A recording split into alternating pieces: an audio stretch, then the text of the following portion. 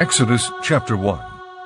These are the names of the sons of Israel who went to Egypt with Jacob, each with his family: Reuben, Simeon, Levi, and Judah, Issachar, Zebulun, and Benjamin, Dan and Naphtali, Gad and Asher. The descendants of Jacob numbered 70 in all. Joseph was already in Egypt. Now Joseph and all his brothers and all that generation died. But the Israelites were fruitful and multiplied greatly, and became exceedingly numerous, so that the land was filled with them. Then a new king, who did not know about Joseph, came to power in Egypt. "Look," He said to his people, "the Israelites have become much too numerous for us. Come, we must deal shrewdly with them, or they will become even more numerous, and, if war breaks out, will join our enemies. Fight against us and leave the country." So they put slave masters over them to oppress them with forced labor, and they built Pithom and Ramses as store cities for Pharaoh. But the more they were oppressed, the more they multiplied and spread. So the Egyptians came to dread the Israelites and worked them ruthlessly. They made their lives bitter with hard labor in brick and mortar, and with all kinds of work in the fields. In all their hard labor the Egyptians used them ruthlessly. The king of Egypt said to the Hebrew midwives, whose names were Shiphrah and Puah, "When you help the Hebrew women in childbirth and observe them on the delivery stool, if it is a boy, kill him. But if it is a girl, let her live." The midwives, however, feared God, and did not do what the king of Egypt had told them to do. They let the boys live. Then the king of Egypt summoned the midwives and asked them, "Why have you done this? Why have you let the boys live?" The midwives answered Pharaoh, "Hebrew women are not like Egyptian women. They are vigorous and give birth before the midwives arrive." So God was kind to the midwives, and the people increased and became even more numerous. And because the midwives feared God, he gave them families of their own. Then Pharaoh gave this order to all his people: "Every boy that is born you must throw into the Nile, but let every girl live." Chapter 2. Now a man of the house of Levi married a Levite woman, and she became pregnant and gave birth to a son. When she saw that he was a fine child, she hid him for 3 months. But when she could hide him no longer, she got a papyrus basket for him and coated it with tar and pitch. Then she placed the child in it and put it among the reeds along the bank of the Nile. His sister stood at a distance to see what would happen to him. Then Pharaoh's daughter went down to the Nile to bathe, and her attendants were walking along the river bank. She saw the basket among the reeds and sent her slave girl to get it. She opened it and saw the baby.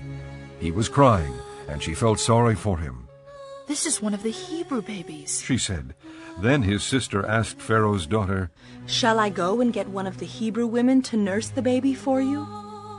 "Yes, go," she answered, and the girl went and got the baby's mother.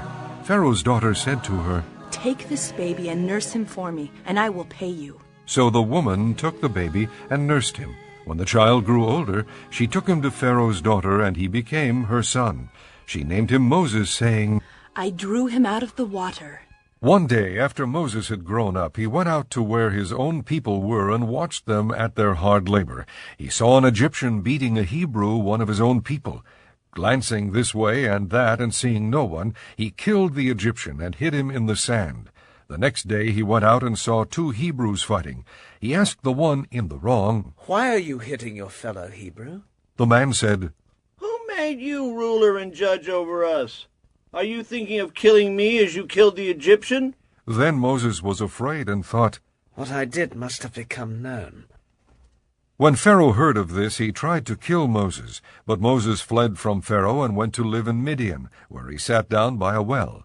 Now a priest of Midian had 7 daughters, and they came to draw water and fill the troughs to water their father's flock. Some shepherds came along and drove them away, but Moses got up and came to their rescue and watered their flock.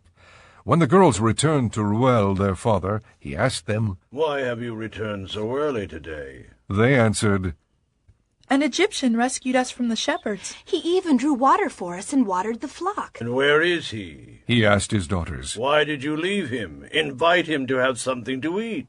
Moses agreed to stay with a man who gave his daughter Zipporah to Moses in marriage. Zipporah gave birth to a son, and Moses named him Gershom, saying, "I have become an alien in a foreign land." During that long period, the king of Egypt died. The Israelites groaned in their slavery and cried out, and their cry for help because of their slavery went up to God. God heard their groaning, and he remembered his covenant with Abraham, with Isaac, and with Jacob. So God looked on the Israelites and was concerned about them. Chapter 3. Now Moses was tending the flock of Jethro, his father-in-law, the priest of Midian, and he led the flock to the far side of the desert and came to Horeb, the mountain of God. There the angel of the Lord appeared to him in flames of fire from within a bush. Moses saw that, though the bush was on fire, it did not burn up. So Moses thought, I will go over and see this strange sight, why the bush does not burn up. When the Lord saw that he had gone over to look, God called to him from within the bush, Moses, Moses. And Moses said, Here I am. Do not come any closer. God said, Take off your sandals, for the place where you are standing is holy ground. Then he said, I am the God of your father, the God of Abraham, the God of Isaac, and the God of Jacob. At this Moses hid his face, because he was afraid to look at God. The Lord said, I have indeed seen the misery of my people in Egypt.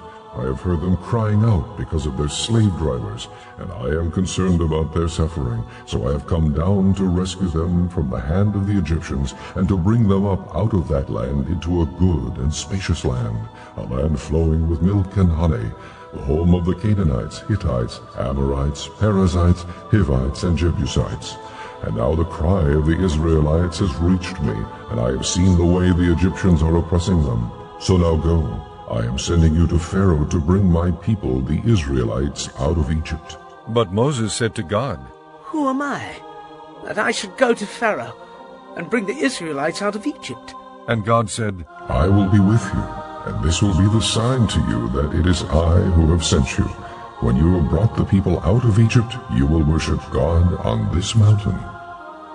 Moses said to God, Suppose I go to the Israelites and say to them, The God of your fathers has sent me to you. And they ask me, What is his name? Then what shall I tell them? God said to Moses, I am who I am. This is what you are to say to the Israelites. I am has sent me to you. God also said to Moses, Say to the Israelites, The Lord, the God of your fathers, the God of Abraham, the God of Isaac, and the God of Jacob, has sent me to you. This is my name forever, the name by which I am to be remembered from generation to generation. Go, assemble the elders of Israel, and say to them, The Lord, the God of your fathers, the God of Abraham, Isaac, and Jacob, appeared to me and said, I have watched over you, and have seen what has been done to you in Egypt. And I have promised to bring you up out of your misery in Egypt into the land of the Canaanites, Hittites, Amorites, Perizzites, Hivites, and Jebusites, a land flowing with milk and honey. The elders of Israel will listen to you. Then you and the elders are to go to the king of Egypt and say to him, The Lord, the God of the Hebrews, has met with us.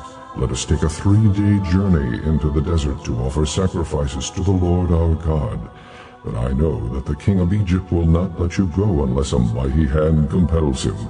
So I will stretch out my hand and strike the Egyptians with all the wonders that I will perform among them. After that he will let you go.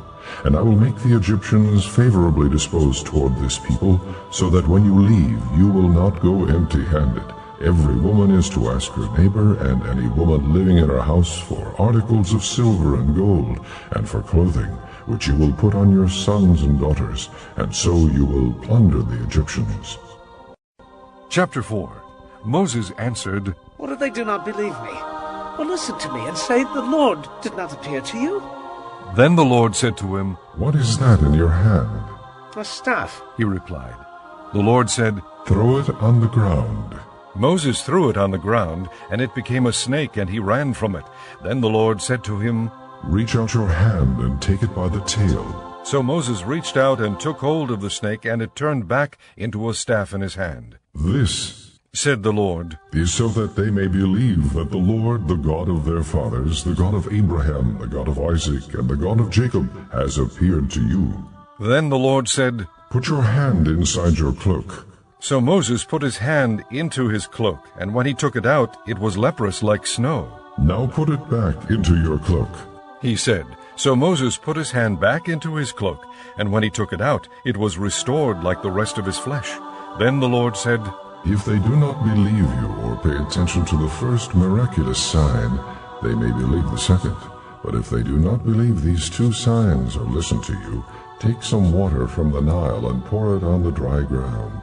The water you take from the river will become blood on the ground. Moses said to the Lord, O Lord, I have never been eloquent, neither in the past nor since you have spoken to your servant. I am slow of speech and tongue. The Lord said to him, Who gave man his mouth? Who makes him deaf or mute? Who gives him sight or makes him blind? Is it not I, the Lord? Now go, I will help you speak, and will teach you what to say. But Moses said, O Lord, please send someone else to do it. Then the Lord's anger burned against Moses, and he said, What about your brother Aaron, the Levite? I know he can speak well. He is already on his way to meet you, and his heart will be glad when he sees you. You shall speak to him and put words in his mouth. I will help both of you speak, and will teach you what to do. He will speak to the people for you, and it will be as if he were your mouth, and as if you were God to him. But take this staff in your hand, so you can perform miraculous signs with it. Then Moses went back to Jethro, his father-in-law, and said to him, Let me go back to my own people in Egypt, to see if any of them are still alive. Jethro said, Oh, and I wish you well. Now the Lord had said to Moses in Midian, Go back to Egypt, for all the men who wanted to kill you are dead. So Moses took his wife and sons, put them on a donkey, and started back to Egypt. And he took the staff of God in his hand. The Lord said to Moses, When you return to Egypt, see that you perform before Pharaoh all the wonders I have given you the power to do. But I will harden his heart, so that he will not let the people go. Then say to Pharaoh, This is what the Lord says, Israel is my firstborn son. And I told you, Let my son go, so he may worship me. But you refuse to let him go, so I will kill your firstborn son. At a lodging place on the way, the Lord met Moses and was about to kill him. But Zipporah took a flint knife, cut off her son's foreskin, and touched Moses' feet with it. Surely you are a bridegroom of blood to me, she said. So the Lord let him alone. At that time she said bridegroom of blood, referring to circumcision. The Lord said to Aaron, Go into the desert to meet Moses. So he met Moses at the mountain of God and kissed him. Then Moses told Aaron everything the Lord had sent him to say, and also about all the miraculous signs he had commanded him to perform. Moses and Aaron brought together all the elders of the Israelites, and Aaron told them everything the Lord had said to Moses. He also performed the signs before the people, and they believed. And when they heard that the Lord was concerned about them and had seen their misery, they bowed down and worshipped. Chapter 5. Afterward Moses and Aaron went to Pharaoh and said, This is what the Lord, the God of Israel, says. Let my people go, so that they may hold a festival to me in the desert. Pharaoh said, Who is the Lord, that I should obey him and let Israel go? I do not know the Lord, and I will not let Israel go. Then they said, The God of the Hebrews has met with us. Now let us take a 3-day journey into the desert to offer sacrifices to the Lord our God, or he may strike us with plagues or with the sword. But the king of Egypt said, Moses and Aaron, why are you taking the people away from their labor? Get back to your work. Then Pharaoh said, Look, the people of the land are now numerous, and you are stopping them from working. That same day Pharaoh gave this order to the slave drivers and foremen in charge of the people. You are no longer to supply the people with straw for making bricks. Let them go and gather their own straw, but require them to make the same number of bricks as before. Don't reduce the quota. They are lazy. That is why they are crying out, Let us go and sacrifice to our God. Make the work harder for the men so that they keep working and pay no attention to lies. Then the slave drivers and the foremen went out and said to the people, This is what Pharaoh says. I will not give you any more straw. Go and get your own straw wherever you can find it, but your work will not be reduced at all. So the people scattered all over Egypt to gather stubble to use for straw. The slave drivers kept pressing them, saying, Complete the work required of you for each day, just as when you had straw. The Israelite foremen appointed by Pharaoh's slave drivers were beaten and were asked, Why didn't you meet your quota of bricks yesterday or today as before? Then the Israelite foreman went and appealed to Pharaoh. Why have you treated your servants this way? Your servants are given no straw, yet we are told, make bricks. Your servants are being beaten, but the fault is with your own people. Pharaoh said, Lazy, that's what you are, lazy. That is why you keep saying, let us go and sacrifice to the Lord. Now get to work. You will not be given any straw, yet you must produce your full quota of bricks. The Israelite foreman realized they were in trouble when they were told, you are not to reduce the number of bricks required of you for each day. When they left Pharaoh, they found Moses and Aaron waiting to meet them, and they said, May the Lord look upon you and judge you. You have made us a stench to Pharaoh and his officials, and have put a sword in their hand to kill us. Moses returned to the Lord and said, O Lord, why have you brought trouble upon this people? Is this why you sent me? Ever since I went to Pharaoh to speak in your name, he has brought trouble upon this people, and you have not rescued your people at all. Chapter 6. Then the Lord said to Moses, Now you will see what I will do to Pharaoh. Because of my mighty hand he will let them go. Because of my mighty hand he will drive them out of his country. God also said to Moses, I am the Lord. I appeared to Abraham, to Isaac, and to Jacob as God Almighty. But by my name, the Lord, I did not make myself known to them. I also established my covenant with them to give them the land of Canaan, where they lived as aliens. Moreover, I have heard the groaning of the Israelites, whom the Egyptians are enslaving, and I have remembered my covenant. Therefore, say to the Israelites, I am the Lord, and I will bring you out from under the yoke of the Egyptians. I will free you from being slaves to them, and I will redeem you with an outstretched arm and with mighty acts of judgment. I will take you as my own people, and I will be your God. Then you will know that I am the Lord your God, who brought you out from under the yoke of the Egyptians, and I will bring you to the land I swore with uplifted hand to give to Abraham, to Isaac, and to Jacob. I will give it to you as a possession. I am the Lord. Moses reported this to the Israelites, but they did not listen to him because of their discouragement and cruel bondage. Then the Lord said to Moses, Go tell Pharaoh king of Egypt to let the Israelites go out of his country. But Moses said to the Lord, If the Israelites will not listen to me, why would Pharaoh listen to me, since I speak with faltering lips? Now the Lord spoke to Moses and Aaron about the Israelites and Pharaoh king of Egypt, and he commanded them to bring the Israelites out of Egypt. These were the heads of their families. The sons of Reuben, the firstborn son of Israel, were Hanok and Palu, Hezron and Carmi. These were the clans of Reuben. The sons of Simeon were Jemuel, Jamin, Ohad, Jachin, Zohar, and Shaul, the son of the Canaanite woman. These were the clans of Simeon. These were the names of the sons of Levi according to their records: Gershon, Kohath, and Merari. Levi lived 137 years.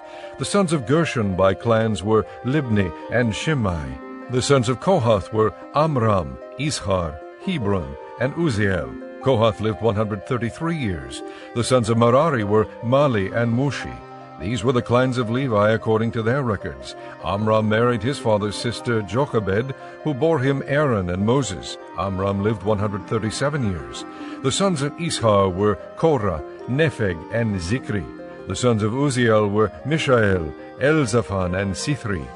Aaron married Elisheba, daughter of Aminadab, and sister of Nahshon, and she bore him Nadab, and Abihu, Eleazar, and Ithamar. The sons of Korah were Asir, Elkanah, and Abiasaph. These were the Korahite clans. Eleazar, son of Aaron, married one of the daughters of Pitiel, and she bore him Phinehas. These were the heads of the Levite families clan by clan. It was this same Aaron and Moses to whom the Lord said, Bring the Israelites out of Egypt by their divisions. They were the ones who spoke to Pharaoh king of Egypt about bringing the Israelites out of Egypt. It was the same Moses and Aaron. Now when the Lord spoke to Moses in Egypt, he said to him, I am the Lord. Tell Pharaoh king of Egypt everything I tell you. But Moses said to the Lord, Since I speak with faltering lips, why would Pharaoh listen to me? Chapter 7. Then the Lord said to Moses, See, I have made you like God to Pharaoh, and your brother Aaron will be your prophet. You are to say everything I command you, and your brother Aaron is to tell Pharaoh to let the Israelites go out of his country. But I will harden Pharaoh's heart, and though I multiply my miraculous signs and wonders in Egypt, he will not listen to you. Then I will lay my hand on Egypt, and with mighty acts of judgment I will bring out my divisions, my people the Israelites, and the Egyptians will know that I am the Lord when I stretch out my hand against Egypt and bring the Israelites out of it. Moses and Aaron did just as the Lord commanded them. Moses was 80 years old, and Aaron 83 when they spoke to Pharaoh. The Lord said to Moses and Aaron, When Pharaoh says to you, Perform a miracle, then say to Aaron, Take your staff and throw it down before Pharaoh, and it will become a snake. So Moses and Aaron went to Pharaoh and did just as the Lord commanded. Aaron threw his staff down in front of Pharaoh and his officials, and it became a snake. Pharaoh then summoned wise men and sorcerers, and the Egyptian magicians also did the same things by their secret arts. Each one threw down his staff, and it became a snake. But Aaron's staff swallowed up their staffs. Yet Pharaoh's heart became hard, and he would not listen to them, just as the Lord had said. Then the Lord said to Moses, Pharaoh's heart is unyielding. He refuses to let the people go. Go to Pharaoh in the morning as he goes out to the water. Wait on the bank of the Nile to meet him, and take in your hand the staff that was changed into a snake. Then say to him, The Lord, the God of the Hebrews, has sent me to say to you, Let my people go, so that they may worship me in the desert. But until now you have not listened. This is what the Lord says.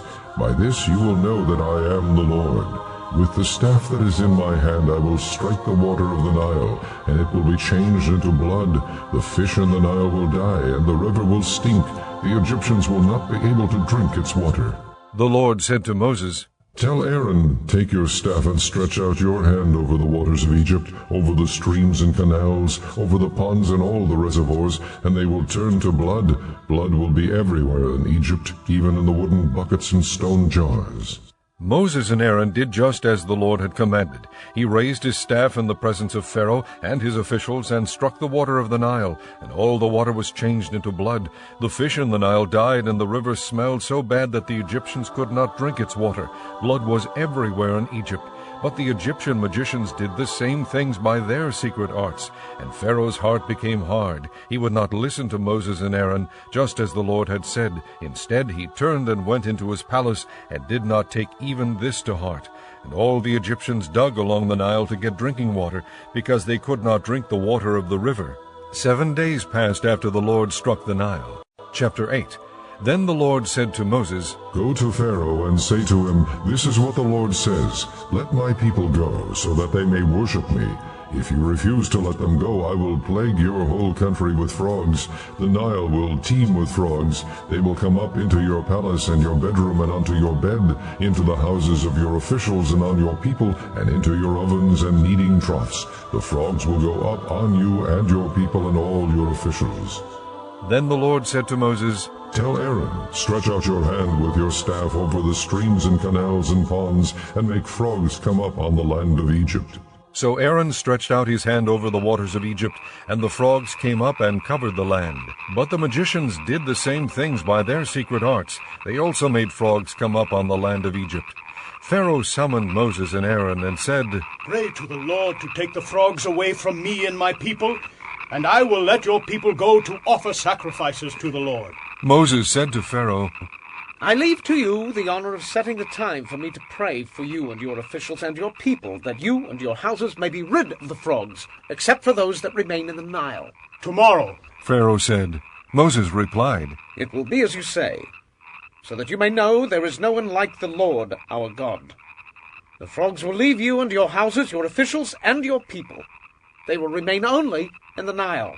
After Moses and Aaron left Pharaoh, Moses cried out to the Lord about the frogs he had brought on Pharaoh, and the Lord did what Moses asked. The frogs died in the houses, in the courtyards, and in the fields. They were piled into heaps, and the land reeked of them. But when Pharaoh saw that there was relief, he hardened his heart, and would not listen to Moses and Aaron, just as the Lord had said.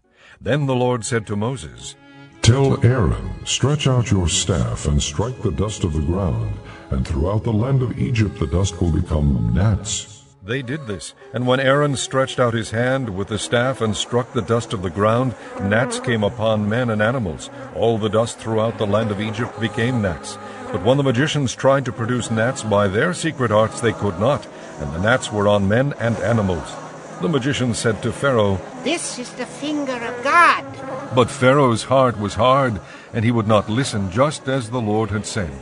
Then the Lord said to Moses, Get up early in the morning and confront Pharaoh as he goes to the water, and say to him, This is what the Lord says, Let my people go, so that they may worship me.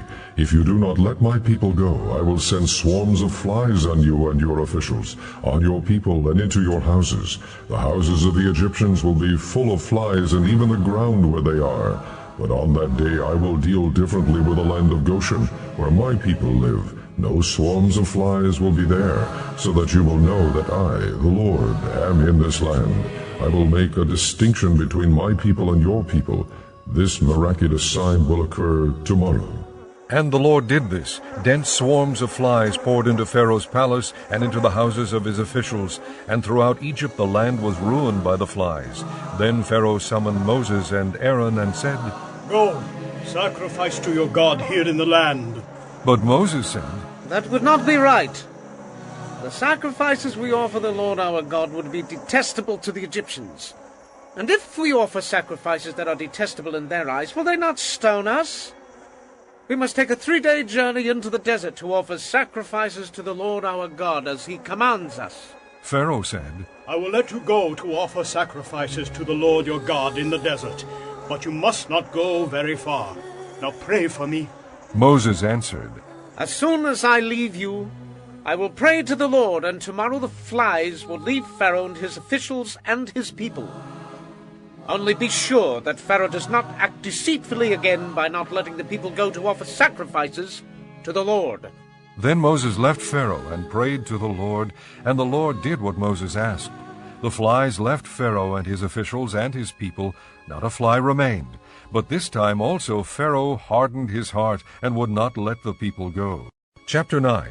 Then the Lord said to Moses, Go to Pharaoh and say to him, This is what the Lord, the God of the Hebrews, says, Let my people go, so that they may worship me. If you refuse to let them go and continue to hold them back, the hand of the Lord will bring a terrible plague on your livestock in the field, on your horses and donkeys and camels, and on your cattle and sheep and goats. But the Lord will make a distinction between the livestock of Israel and that of Egypt, so that no animal belonging to the Israelites will die. The Lord set a time and said, Tomorrow the Lord will do this in the land. And the next day the Lord did it. All the livestock of the Egyptians died, but not one animal belonging to the Israelites died. Pharaoh sent men to investigate and found that not even one of the animals of the Israelites had died. Yet his heart was unyielding, and he would not let the people go. Then the Lord said to Moses and Aaron, Take handfuls of soot from a furnace and have Moses toss it into the air in the presence of Pharaoh. It will become fine dust over the whole land of Egypt, and festering boils will break out on men and animals throughout the land. So they took soot from a furnace and stood before Pharaoh. Moses tossed it into the air, and festering boils broke out on men and animals. The magicians could not stand before Moses because of the boils that were on them and on all the Egyptians. But the Lord hardened Pharaoh's heart, and he would not listen to Moses and Aaron, just as the Lord had said to Moses.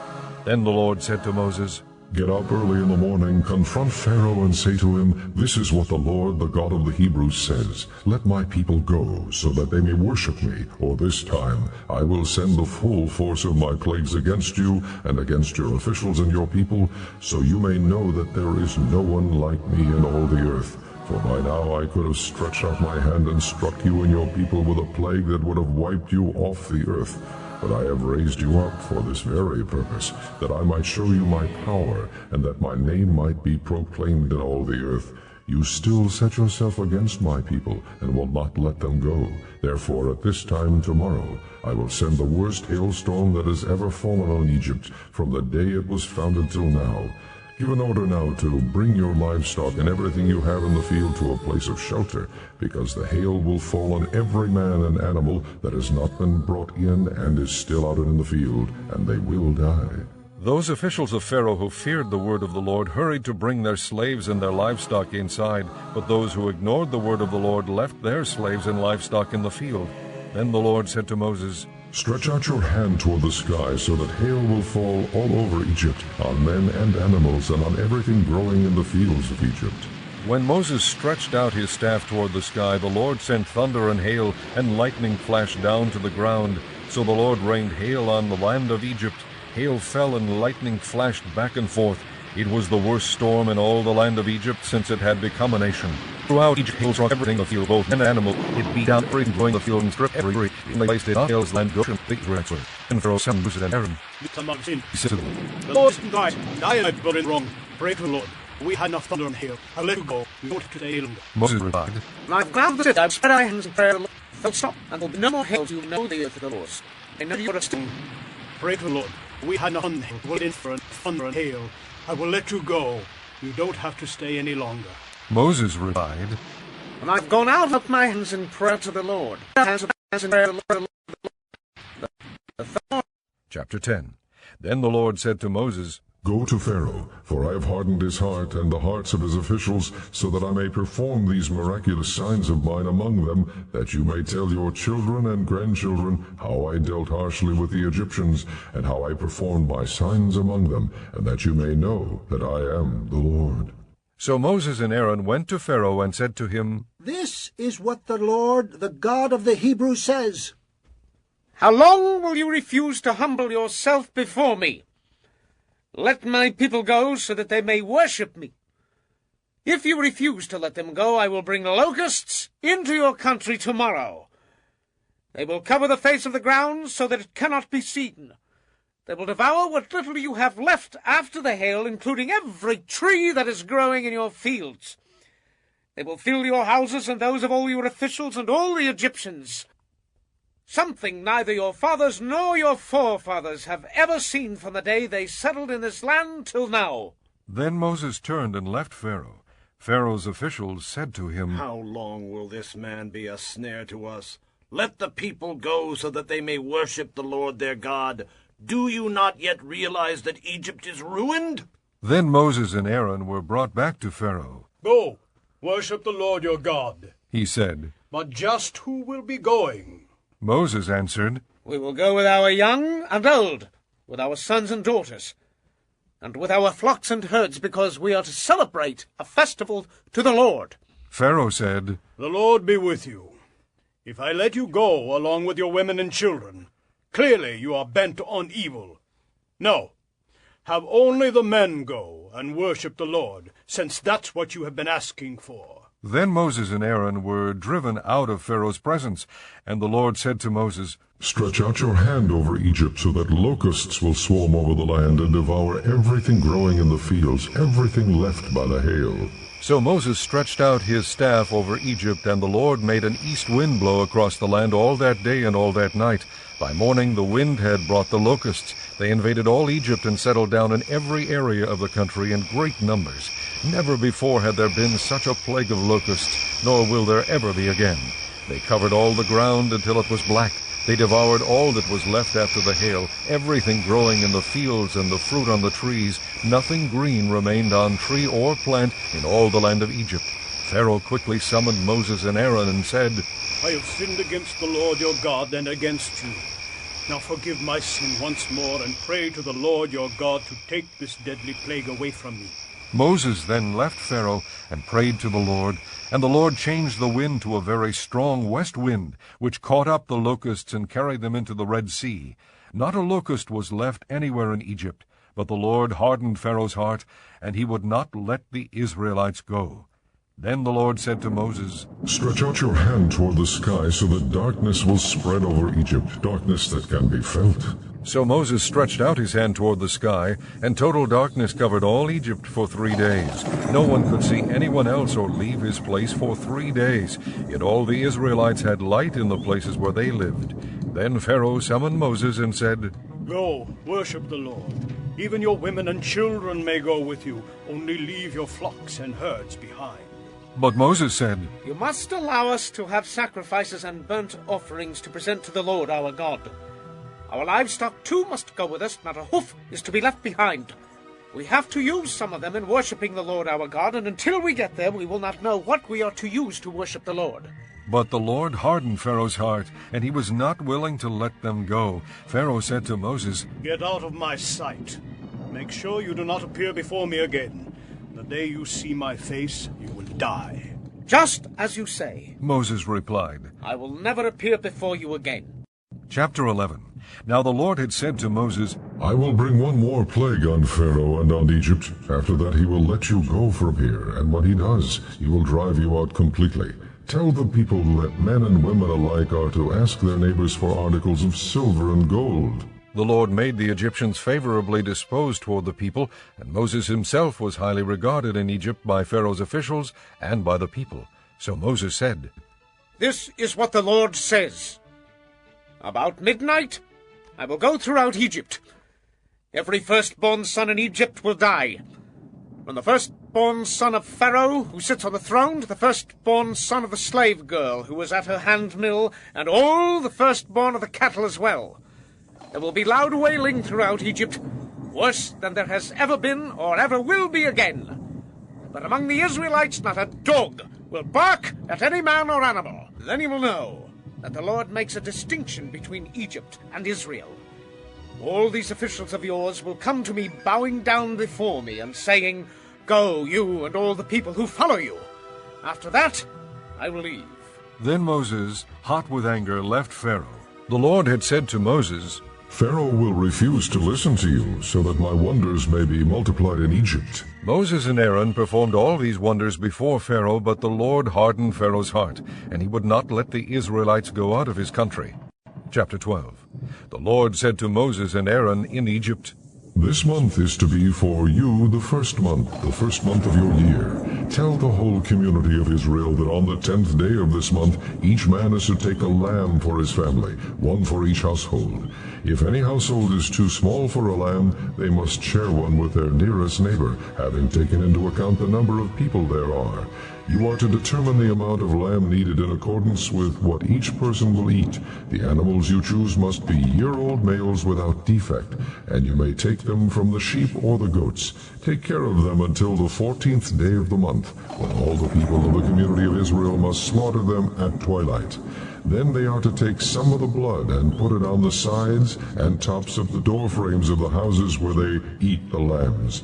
That same night they are to eat the meat roasted over the fire, along with bitter herbs and bread made without yeast. Do not eat the meat raw or cooked in water, but roast it over the fire, head, legs, and inner parts. Do not leave any of it until morning. If some is left till morning, you must burn it. This is how you are to eat it, with your cloak tucked into your belt, your sandals on your feet, and your staff in your hand. Eat it in haste. It is the Lord's Passover.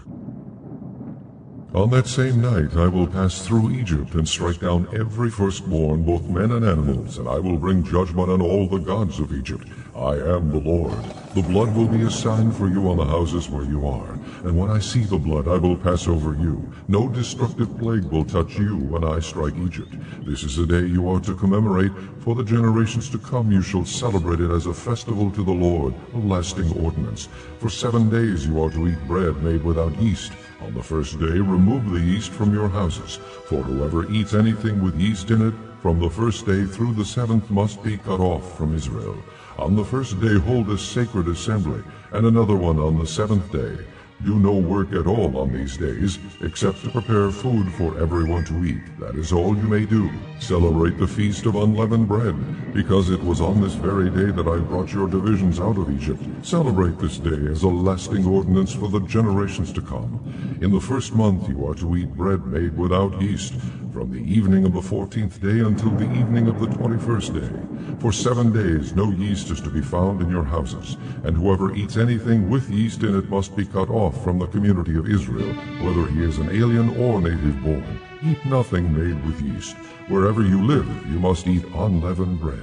Then Moses summoned all the elders of Israel and said to them, Go at once and select the animals for your families and slaughter the Passover lamb. Take a bunch of hyssop, dip it into the blood in the basin, and put some of the blood on the top and on both sides of the doorframe. Not one of you shall go out the door of his house until morning. When the Lord goes through the land to strike down the Egyptians, he will see the blood on the top and the sides of the door frame and will pass over that doorway, and he will not permit the destroyer to enter your houses and strike you down. Obey these instructions as a lasting ordinance for you and your descendants. When you enter the land that the Lord will give you as he promised, observe this ceremony.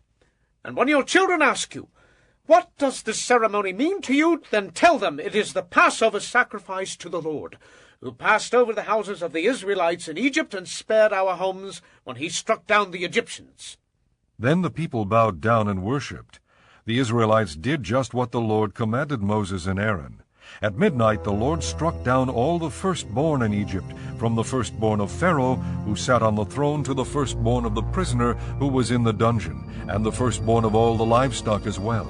Pharaoh and all his officials and all the Egyptians got up during the night, and there was loud wailing in Egypt, for there was not a house without someone dead. During the night Pharaoh summoned Moses and Aaron and said, "Up, leave my people, you and the Israelites. Go, worship the Lord as you have requested. Take your flocks and herds as you have said, and go. And also bless me."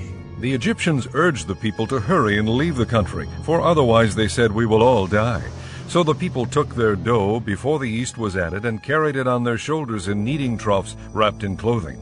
The Israelites did as Moses instructed and asked the Egyptians for articles of silver and gold and for clothing. The Lord had made the Egyptians favorably disposed toward the people, and they gave them what they asked for, so they plundered the Egyptians. The Israelites journeyed from Ramses to Succoth.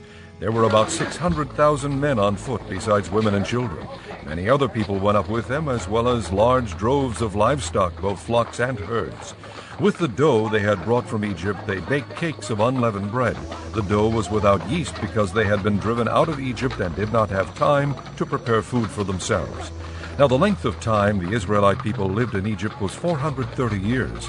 At the end of the 430 years, to the very day, all the Lord's divisions left Egypt. Because the Lord kept vigil that night to bring them out of Egypt, on this night all the Israelites are to keep vigil to honor the Lord for the generations to come. The Lord said to Moses and Aaron, These are the regulations for the Passover. No foreigner is to eat of it. Any slave you have bought may eat of it after you have circumcised him, but a temporary resident and a hired worker may not eat of it. It must be eaten inside one house. Take none of the meat outside the house. Do not break any of the bones. The whole community of Israel must celebrate it. An alien living among you who wants to celebrate the Lord's Passover must have all the males in his household circumcised. Then he may take part like one born in the land. No uncircumcised male may eat of it. The same law applies to the native born and to the alien living among you. All the Israelites did just what the Lord had commanded Moses and Aaron, and on that very day the Lord brought the Israelites out of Egypt by their divisions. Chapter 13. The Lord said to Moses, Consecrate to me every firstborn male. The first offspring of every womb among the Israelites belongs to me, whether man or animal. Then Moses said to the people, Commemorate this day, the day you came out of Egypt, out of the land of slavery, because the Lord brought you out of it with a mighty hand. Eat nothing containing yeast.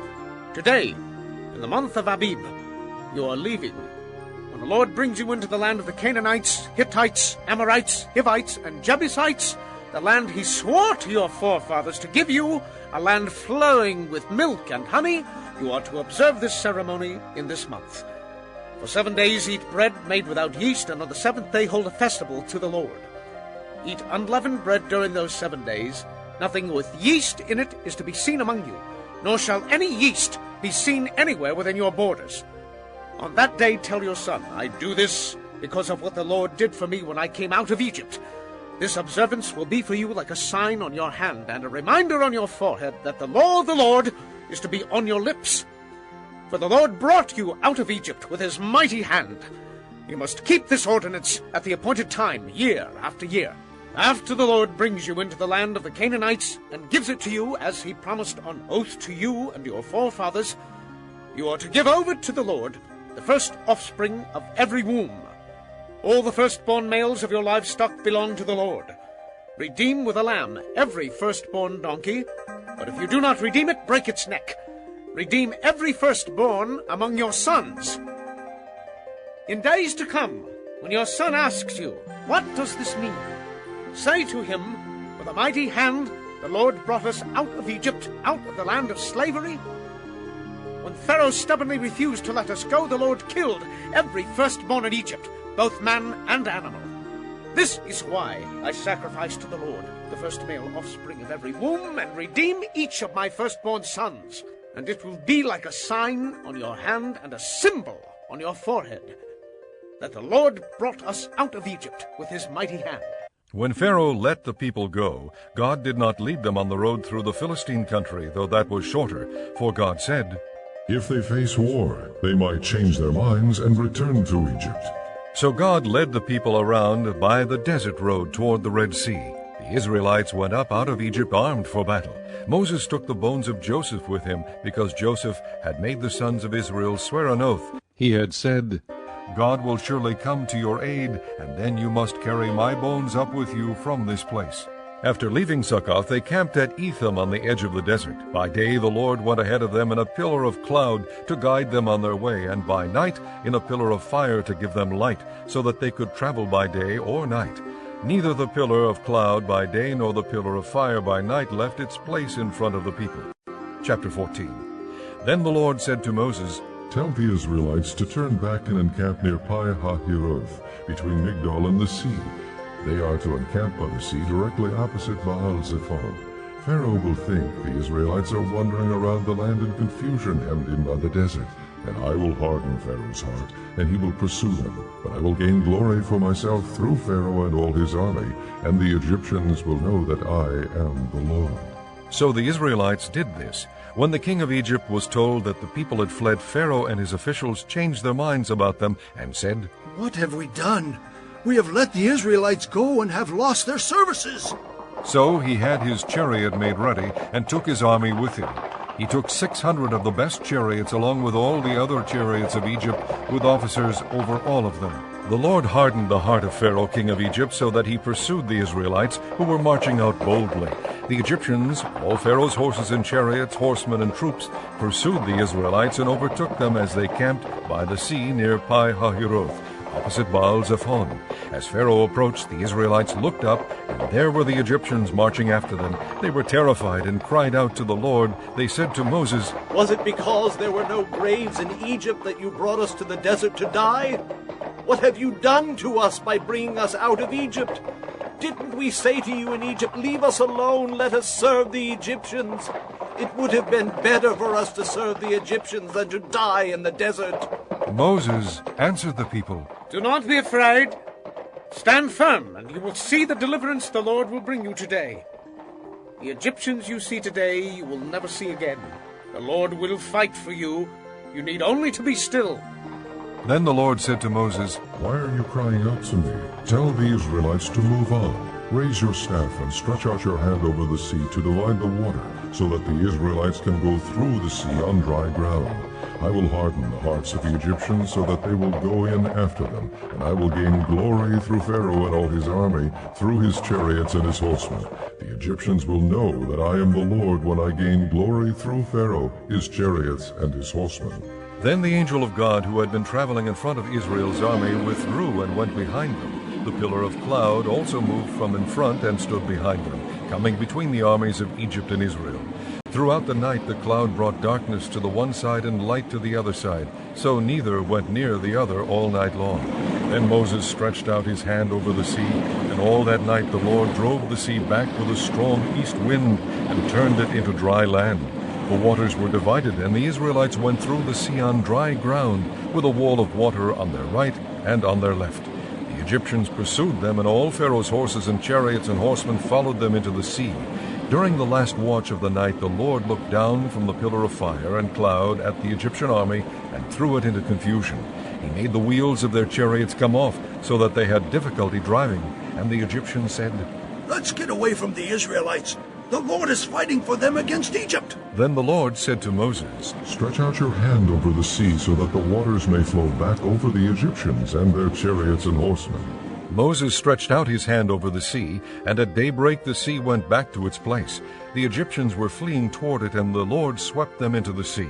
The water flowed back and covered the chariots and horsemen, the entire army of Pharaoh that had followed the Israelites into the sea. Not one of them survived. But the Israelites went through the sea on dry ground, with a wall of water on their right and on their left. That day the Lord saved Israel from the hands of the Egyptians, and Israel saw the Egyptians lying dead on the shore. And when the Israelites saw the great power the Lord displayed against the Egyptians, the people feared the Lord and put their trust in him and in Moses his servant. Chapter 15. Then Moses and the Israelites sang this song to the Lord. I will sing to the Lord, for he is highly exalted. The horse and its rider he has hurled into the sea. The Lord is my strength and my song. He has become my salvation. He is my God, and I will praise him, my father's God, and I will exalt him. The Lord is a warrior, the Lord is his name. Pharaoh's chariots and his army he has hurled into the sea. The best of Pharaoh's officers are drowned in the Red Sea. The deep waters have covered them. They sank to the depths like a stone. Your right hand, O Lord, was majestic in power. Your right hand, O Lord, shattered the enemy. In the greatness of your majesty you threw down those who opposed you. You unleashed your burning anger. It consumed them like stubble. By the blast of your nostrils the waters piled up. The surging waters stood firm like a wall. The deep waters congealed in the heart of the sea.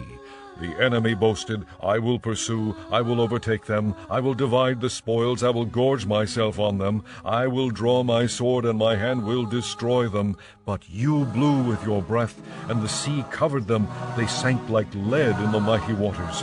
Who among the gods is like you, O Lord? Who is like you, majestic in holiness, awesome in glory, working wonders? You stretched out your right hand, and the earth swallowed them. In your unfailing love you will lead the people you have redeemed. In your strength you will guide them to your holy dwelling. The nations will hear and tremble. Anguish will grip the people of Philistia. The chiefs of Edom will be terrified. The leaders of Moab will be seized with trembling. The people of Canaan will melt away. Terror and dread will fall upon them. By the power of your arm they will be as still as a stone, until your people pass by, O Lord, until the people you bought pass by. You will bring them in and plant them on the mountain of your inheritance, the place, O Lord, you made for your dwelling, the sanctuary, O Lord, your hands established. The Lord will reign forever and ever. When Pharaoh's horses, chariots, and horsemen went into the sea, the Lord brought the waters of the sea back over them, but the Israelites walked through the sea on dry ground. Then Miriam the prophetess, Aaron's sister, took a tambourine in her hand, and all the women followed her, with tambourines and dancing. Miriam sang to them, Sing to the Lord, for he is highly exalted. The horse and its rider he has hurled into the sea. Then Moses led Israel from the Red Sea, and they went into the desert of Shur. For 3 days they traveled in the desert without finding water. When they came to Marah, they could not drink its water because it was bitter. That is why the place is called Marah. So the people grumbled against Moses, saying, What are we to drink? Then Moses cried out to the Lord, and the Lord showed him a piece of wood. He threw it into the water, and the water became sweet. There the Lord made a decree and a law for them, and there he tested them. He said, If you listen carefully to the voice of the Lord your God and do what is right in his eyes, if you pay attention to his commands and keep all his decrees, I will not bring on you any of the diseases I brought on the Egyptians, for I am the Lord who heals you.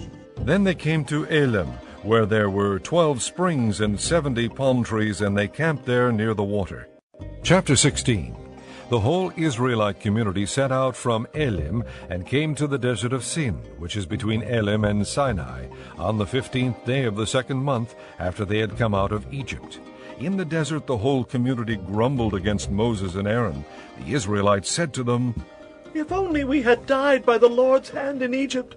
There we sat around pots of meat and ate all the food we wanted. But you have brought us out into this desert to starve this entire assembly to death. Then the Lord said to Moses, I will rain down bread from heaven for you. The people are to go out each day and gather enough for that day. In this way I will test them and see whether they will follow my instructions. On the 6th day they are to prepare what they bring in, and that is to be twice as much as they gather on the other days. So Moses and Aaron said to all the Israelites, In the evening you will know that it was the Lord who brought you out of Egypt. And in the morning you will see the glory of the Lord, because he has heard your grumbling against him. Who are we, that you should grumble against us? Moses also said, You will know that it was the Lord when he gives you meat to eat in the evening and all the bread you want in the morning, because he has heard your grumbling against him. Who are we? You are not grumbling against us, but against the Lord. Then Moses told Aaron, Say to the entire Israelite community, Come before the Lord, for he has heard your grumbling. While Aaron was speaking to the whole Israelite community, they looked toward the desert, and there was the glory of the Lord appearing in the cloud. The Lord said to Moses, I have heard the grumbling of the Israelites. Tell them, at twilight you will eat meat, and in the morning you will be filled with bread. Then you will know that I am the Lord your God. That evening quail came and covered the camp, and in the morning there was a layer of dew around the camp. When the dew was gone, thin flakes like frost on the ground appeared on the desert floor. When the Israelites saw it, they said to each other, What is it? For they did not know what it was. Moses said to them, It is the bread the Lord has given you to eat. This is what the Lord has commanded. Each one is to gather as much as he needs. Take an omer for each person you have in your tent. The Israelites did as they were told. Some gathered much, some little, and when they measured it by the omer, he who gathered much did not have too much, and he who gathered little did not have too little. Each one gathered as much as he needed. Then Moses said to them, No one is to keep any of it until morning. However, some of them paid no attention to Moses. They kept part of it until morning, but it was full of maggots and began to smell. So Moses was angry with them. Each morning everyone gathered as much as he needed, and when the sun grew hot it melted away. On the 6th day they gathered twice as much, 2 omers for each person. And the leaders of the community came and reported this to Moses. He said to them, This is what the Lord commanded. Tomorrow is to be a day of rest, a holy Sabbath to the Lord. So bake what you want to bake and boil what you want to boil. Save whatever is left and keep it until morning. So they saved it until morning as Moses commanded, and it did not stink or get maggots in it. Eat it today, Moses said, because today is a Sabbath to the Lord. You will not find any of it on the ground today. 6 days you are to gather it, but on the 7th day, the Sabbath, there will not be any. Nevertheless, some of the people went out on the 7th day to gather it, but they found none. Then the Lord said to Moses, How long will you refuse to keep my commands and my instructions? Bear in mind that the Lord has given you the Sabbath. That is why on the 6th day he gives you bread for 2 days. Everyone is to stay where he is on the 7th day. No one is to go out. So the people rested on the 7th day. The people of Israel called the bread manna. It was white like coriander seed and tasted like wafers made with honey. Moses said, This is what the Lord has commanded. Take an omer of manna and keep it for the generations to come, so they can see the bread I gave you to eat in the desert when I brought you out of Egypt. So Moses said to Aaron, Take a jar and put an omer of manna in it, then place it before the Lord to be kept for the generations to come. As the Lord commanded Moses, Aaron put the manna in front of the testimony, that it might be kept. The Israelites ate manna 40 years until they came to a land that was settled. They ate manna until they reached the border of Canaan. An omer is 1/10 of an ephah. Chapter 17. The whole Israelite community set out from the desert of Sin, traveling from place to place as the Lord commanded. They camped at Rephidim, but there was no water for the people to drink, so they quarreled with Moses and said, Give us water to drink. Moses replied, Why do you quarrel with me? Why do you put the Lord to the test? But the people were thirsty for water there, and they grumbled against Moses. They said, Why did you bring us up out of Egypt to make us and our children and livestock die of thirst? Then Moses cried out to the Lord, What am I to do with these people? They're almost ready to stone me. The Lord answered Moses, Walk on ahead of the people. Take with you some of the elders of Israel, and take in your hand the staff with which you struck the Nile, and go. I will stand there before you by the rock at Horeb. Strike the rock, and water will come out of it for the people to drink. So Moses did this in the sight of the elders of Israel, and he called the place Massah and Meribah, because the Israelites quarreled, and because they tested the Lord, saying, Is the Lord among us or not? The Amalekites came and attacked the Israelites at Rephidim. Moses said to Joshua, "Choose some of our men and go out to fight the Amalekites. Tomorrow I will stand on top of the hill with the staff of God in my hands." So Joshua fought the Amalekites as Moses had ordered, and Moses, Aaron, and Hur went to the top of the hill. As long as Moses held up his hands, the Israelites were winning, but whenever he lowered his hands, the Amalekites were winning. When Moses' hands grew tired, they took a stone and put it under him, and he sat on it. Aaron and Hur held his hands up, one on one side, one on the other, so that his hands remained steady till sunset. So Joshua overcame the Amalekite army with the sword. Then the Lord said to Moses, Write this on a scroll as something to be remembered, and make sure that Joshua hears it, because I will completely blot out the memory of Amalek from under heaven. Moses built an altar and called it, "The Lord is my banner." He said, "For hands were lifted up to the throne of the Lord. The Lord will be at war against the Amalekites from generation to generation." Chapter 18. Now Jethro, the priest of Midian and father-in-law of Moses, heard of everything God had done for Moses and for his people Israel, and how the Lord had brought Israel out of Egypt. After Moses had sent away his wife Zipporah, his father-in-law Jethro received her and her 2 sons. One son was named Gershom, for Moses said, "I have become an alien in a foreign land." And the other was named Eleazar, for he said, "My father's God was my helper. He saved me from the sword of Pharaoh." Jethro, Moses' father-in-law, together with Moses' sons and wife, came to him in the desert, where he was camped near the mountain of God. Jethro had sent word to him, I, your father-in-law Jethro, am coming to you with your wife and her 2 sons. So Moses went out to meet his father-in-law and bowed down and kissed him. They greeted each other and then went into the tent. Moses told his father-in-law about everything the Lord had done to Pharaoh and the Egyptians for Israel's sake, and about all the hardships they had met along the way, and how the Lord had saved them. Jethro was delighted to hear about all the good things the Lord had done for Israel in rescuing them from the hand of the Egyptians. He said, Praise be to the Lord who rescued you from the hand of the Egyptians and of Pharaoh, and who rescued the people from the hand of the Egyptians. Now I know that the Lord is greater than all other gods, for he did this to those who had treated Israel arrogantly.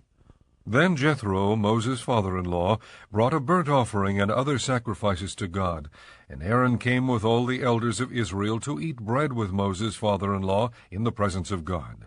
The next day Moses took his seat to serve as judge for the people, and they stood around him from morning till evening. When his father-in-law saw all that Moses was doing for the people, he said, What is this you are doing for the people? Why do you alone sit as judge while all these people stand around you from morning till evening? Moses answered him, Because the people come to me to seek God's will. Whenever they have a dispute, it is brought to me, and I decide between the parties and inform them of God's decrees and laws. Moses' father-in-law replied, What you are doing is not good. You and these people who come to you will only wear yourselves out. The work is too heavy for you. You cannot handle it alone. Listen now to me, and I will give you some advice, and may God be with you. You must be the people's representative before God and bring their disputes to him. Teach them the decrees and laws, and show them the way to live and the duties they are to perform. But select capable men from all the people, men who fear God, trustworthy men who hate dishonest gain, and appoint them as officials over thousands, hundreds, 50s, and 10s. Have them serve as judges for the people at all times, but have them bring every difficult case to you. The simple cases they can decide themselves. That will make your load lighter, because they will share it with you. If you do this, and God so commands, you will be able to stand the strain, and all these people will go home satisfied. Moses listened to his father-in-law and did everything he said. He chose capable men from all Israel and made them leaders of the people, officials over thousands, hundreds, 50s, and 10s. They served as judges for the people at all times. The difficult cases they brought to Moses, but the simple ones they decided themselves. Then Moses sent his father-in-law on his way, and Jethro returned to his own country. Chapter 19. In the 3rd month after the Israelites left Egypt, on the very day they came to the desert of Sinai. After they set out from Rephidim, they entered the desert of Sinai, and Israel camped there in the desert in front of the mountain. Then Moses went up to God, and the Lord called to him from the mountain and said, This is what you are to say to the house of Jacob, and what you are to tell the people of Israel. You yourselves have seen what I did to Egypt, and how I carried you on eagle's wings and brought you to myself. Now if you obey me fully and keep my covenant, then out of all nations you will be my treasured possession. Although the whole earth is mine, you will be for me a kingdom of priests and a holy nation. These are the words you are to speak to the Israelites. So Moses went back and summoned the elders of the people, and set before them all the words the Lord had commanded him to speak. The people all responded together, We will do everything the Lord has said. So Moses brought their answer back to the Lord. The Lord said to Moses, I am going to come to you in a dense cloud, so that the people will hear me speaking with you, and will always put their trust in you. Then Moses told the Lord what the people had said, and the Lord said to Moses, Go to the people and consecrate them today and tomorrow. Have them wash their clothes and be ready by the 3rd day, because on that day the Lord will come down on Mount Sinai in the sight of all the people. Put limits for the people around the mountain, and tell them, Be careful that you do not go up the mountain or touch the foot of it. Whoever touches the mountain shall surely be put to death. He shall surely be stoned or shot with arrows. Not a hand is to be laid on him. Whether man or animal, he shall not be permitted to live. Only when the ram's horn sounds a long blast may they go up to the mountain. After Moses had gone down the mountain to the people, he consecrated them, and they washed their clothes. Then he said to the people, Prepare yourselves for the 3rd day. Abstain from sexual relations. On the morning of the 3rd day there was thunder and lightning, with a thick cloud over the mountain and a very loud trumpet blast. Everyone in the camp trembled. Then Moses led the people out of the camp to meet with God, and they stood at the foot of the mountain. Mount Sinai was covered with smoke, because the Lord descended on it in fire. The smoke billowed up from it like smoke from a furnace. The whole mountain trembled violently, and the sound of the trumpet grew louder and louder. Then Moses spoke, and the voice of God answered him. The Lord descended to the top of Mount Sinai, and called Moses to the top of the mountain. So Moses went up, and the Lord said to him, Go down and warn the people, so they do not force their way through to see the Lord, and many of them perish. Even the priests who approach the Lord must consecrate themselves, or the Lord will break out against them. Moses said to the Lord, The people cannot come up Mount Sinai, because you yourself warned us. Put limits around the mountain and set it apart as holy. The Lord replied, Go down and bring Aaron up with you. But the priests and the people must not force their way through to come up to the Lord, or he will break out against them. So Moses went down to the people and told them. Chapter 20. And God spoke all these words. I am the Lord your God, who brought you out of Egypt, out of the land of slavery. You shall have no other gods before me. You shall not make for yourself an idol in the form of anything in heaven, above or on the earth, beneath or in the waters below. You shall not bow down to them or worship them, for I, the Lord your God, am a jealous God, punishing the children for the sin of the fathers to the 3rd and 4th generation of those who hate me, but showing love to 1,000 generations of those who love me and keep my commandments. You shall not misuse the name of the Lord your God, for the Lord will not hold anyone guiltless who misuses his name. Remember the Sabbath day by keeping it holy. 6 days you shall labor and do all your work, but the 7th day is a Sabbath to the Lord your God.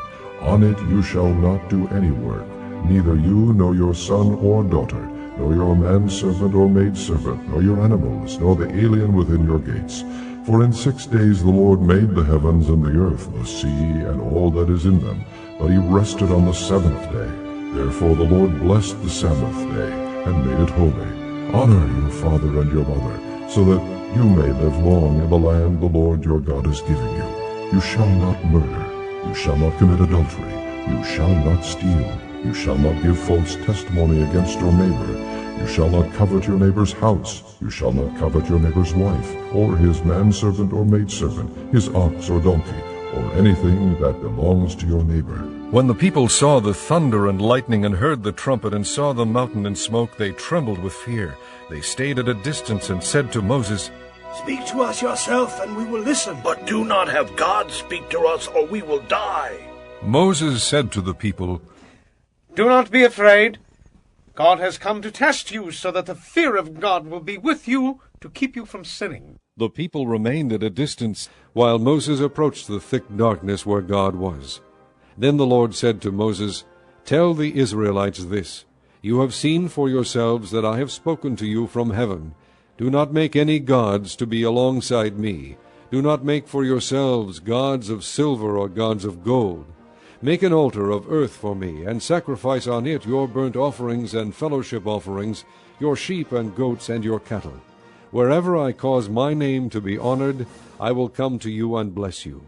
If you make an altar of stones for me, do not build it with dressed stones, for you will defile it if you use a tool on it. And do not go up to my altar on steps, lest your nakedness be exposed on it." Chapter 21. These are the laws you are to set before them. If you buy a Hebrew servant, he is to serve you for 6 years, but in the 7th year he shall go free without paying anything. If he comes alone, he is to go free alone. But if he has a wife when he comes, she is to go with him. If his master gives him a wife, and she bears him sons or daughters, the woman and her children shall belong to her master, and only the man shall go free. But if the servant declares, "I love my master and my wife and children, and do not want to go free," then his master must take him before the judges. He shall take him to the door or the doorpost, and pierce his ear with an awl. Then he will be his servant for life. If a man sells his daughter as a servant, she is not to go free as men servants do. If she does not please the master who has selected her for himself, he must let her be redeemed. He has no right to sell her to foreigners, because he has broken faith with her. If he selects her for his son, he must grant her the rights of a daughter. If he marries another woman, he must not deprive the first one of her food, clothing, and marital rights. If he does not provide her with these 3 things, she is to go free without any payment of money. Anyone who strikes a man and kills him shall surely be put to death. However, if he does not do it intentionally, but God lets it happen, he is to flee to a place I will designate. But if a man schemes and kills another man deliberately, take him away from my altar and put him to death. Anyone who attacks his father or his mother must be put to death. Anyone who kidnaps another and either sells him or still has him when he is caught must be put to death. Anyone who curses his father or mother must be put to death. If men quarrel, and one hits the other with a stone or with his fist, and he does not die but is confined to bed, the one who struck the blow will not be held responsible if the other gets up and walks around outside with his staff. However, he must pay the injured man for the loss of his time, and see that he is completely healed. If a man beats his male or female slave with a rod, and the slave dies as a direct result, he must be punished. But he is not to be punished if the slave gets up after a day or 2, since the slave is his property. If men who are fighting hit a pregnant woman and she gives birth prematurely, but there is no serious injury, the offender must be fined whatever the woman's husband demands and the court allows. But if there is serious injury, you are to take life for life, eye for eye, tooth for tooth, hand for hand, foot for foot, burn for burn, wound for wound, bruise for bruise.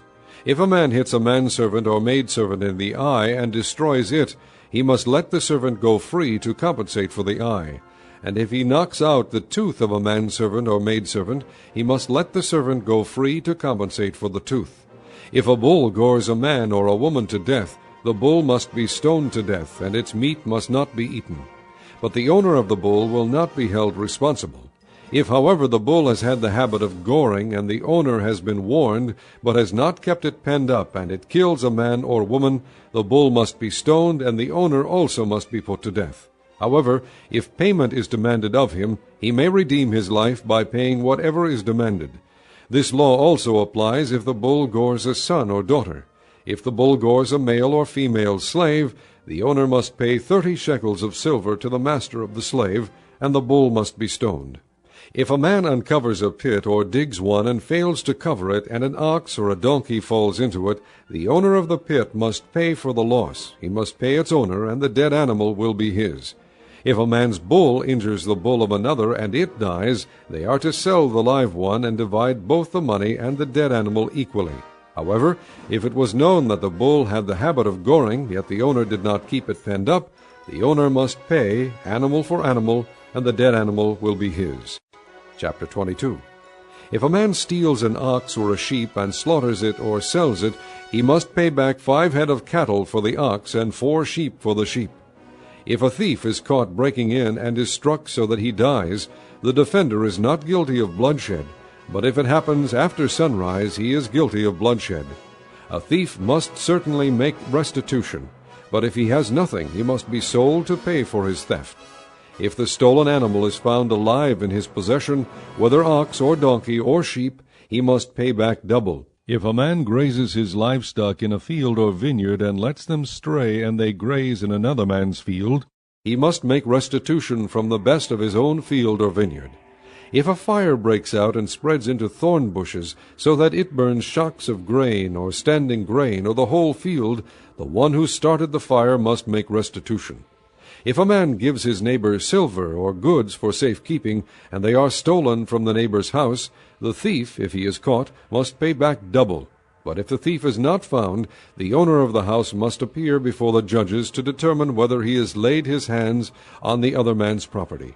In all cases of illegal possession of an ox, a donkey, a sheep, a garment, or any other lost property about which somebody says, "This is mine," both parties are to bring their cases before the judges. The one whom the judges declare guilty must pay back double to his neighbor. If a man gives a donkey, an ox, a sheep, or any other animal to his neighbor for safekeeping, and it dies or is injured or is taken away while no one is looking, the issue between them will be settled by the taking of an oath before the Lord that the neighbor did not lay hands on the other person's property. The owner is to accept this, and no restitution is required. But if the animal was stolen from the neighbor, he must make restitution to the owner. If it was torn to pieces by a wild animal, he shall bring in the remains as evidence, and he will not be required to pay for the torn animal. If a man borrows an animal from his neighbor, and it is injured or dies while the owner is not present, he must make restitution. But if the owner is with the animal, the borrower will not have to pay. If the animal was hired, the money paid for the hire covers the loss. If a man seduces a virgin who is not pledged to be married and sleeps with her, he must pay the bride price, and she shall be his wife. If her father absolutely refuses to give her to him, he must still pay the bride price for virgins. Do not allow a sorceress to live. Anyone who has sexual relations with an animal must be put to death. Whoever sacrifices to any god other than the Lord must be destroyed. Do not mistreat an alien or oppress him, for you were aliens in Egypt. Do not take advantage of a widow or an orphan. If you do and they cry out to me, I will certainly hear their cry. My anger will be aroused, and I will kill you with the sword. Your wives will become widows, and your children fatherless. If you lend money to one of my people among you who is needy, do not be like a moneylender. Charge him no interest. If you take your neighbor's cloak as a pledge, return it to him by sunset, because his cloak is the only covering he has for his body. What else will he sleep in? When he cries out to me, I will hear, for I am compassionate. Do not blaspheme God or curse the ruler of your people.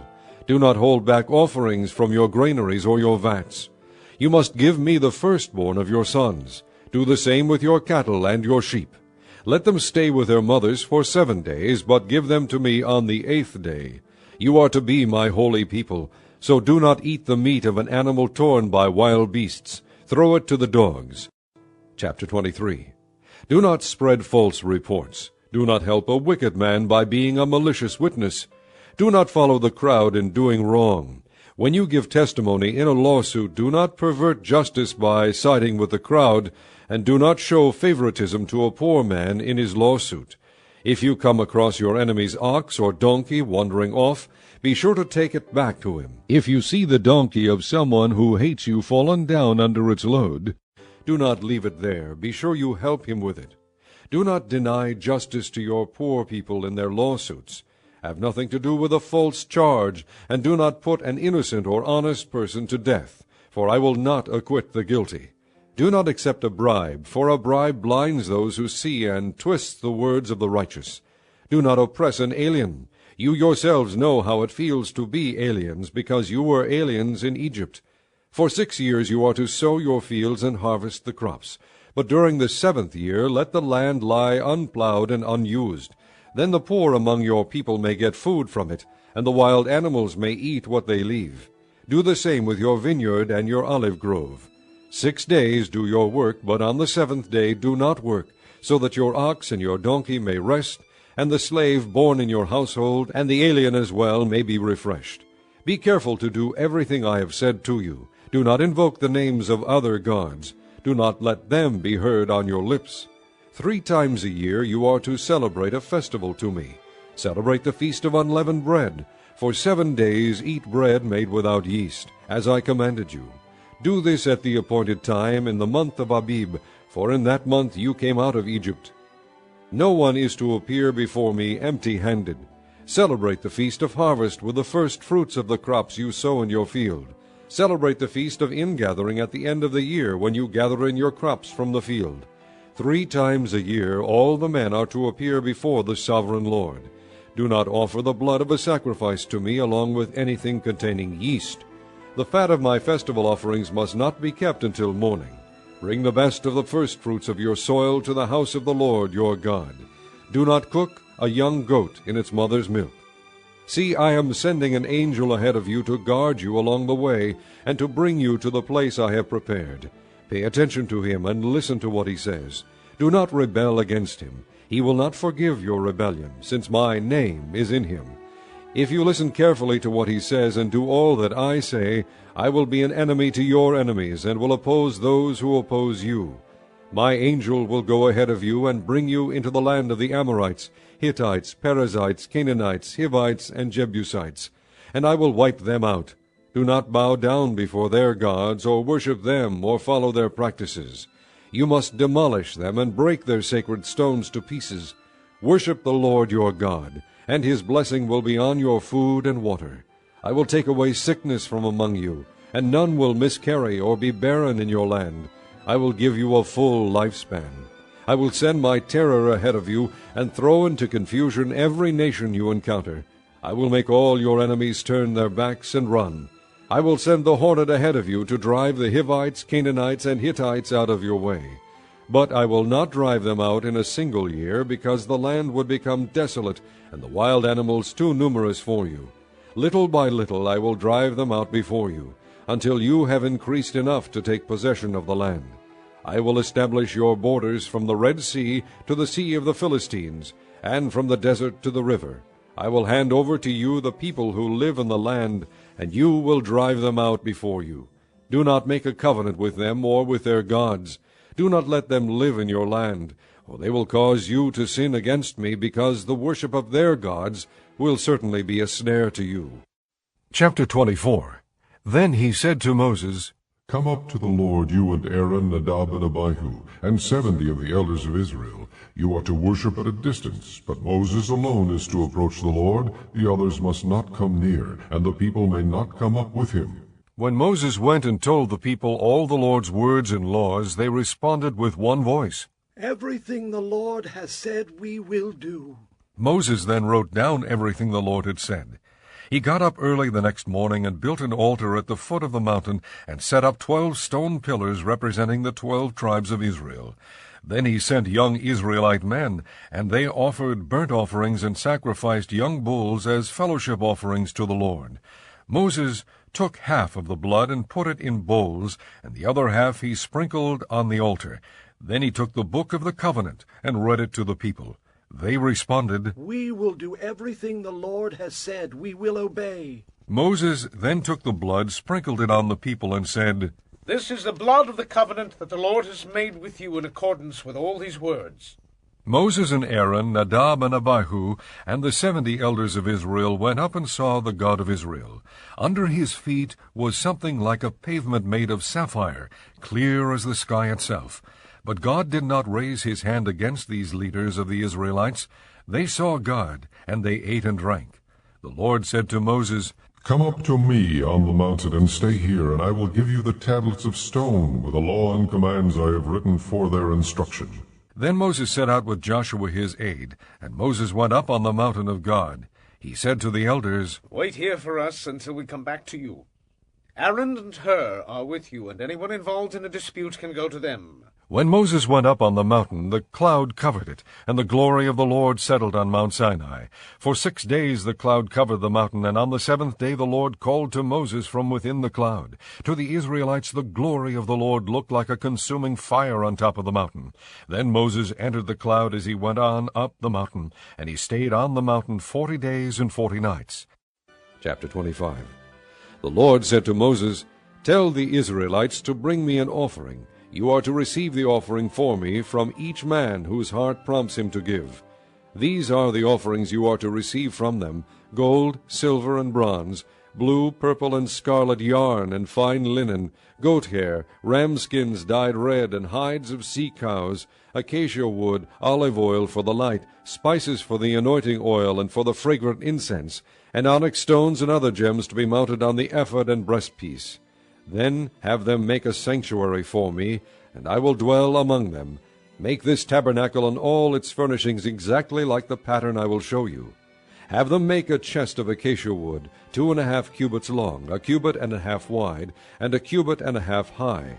Overlay it with pure gold, both inside and out, and make a gold molding around it. Cast 4 gold rings for it, and fasten them to its 4 feet, with 2 rings on one side and 2 rings on the other. Then make poles of acacia wood, and overlay them with gold. Insert the poles into the rings on the sides of the chest to carry it.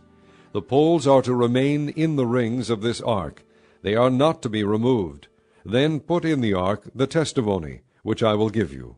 Make an atonement cover of pure gold, 2.5 cubits long and 1.5 cubits wide, and make 2 cherubim out of hammered gold at the ends of the cover.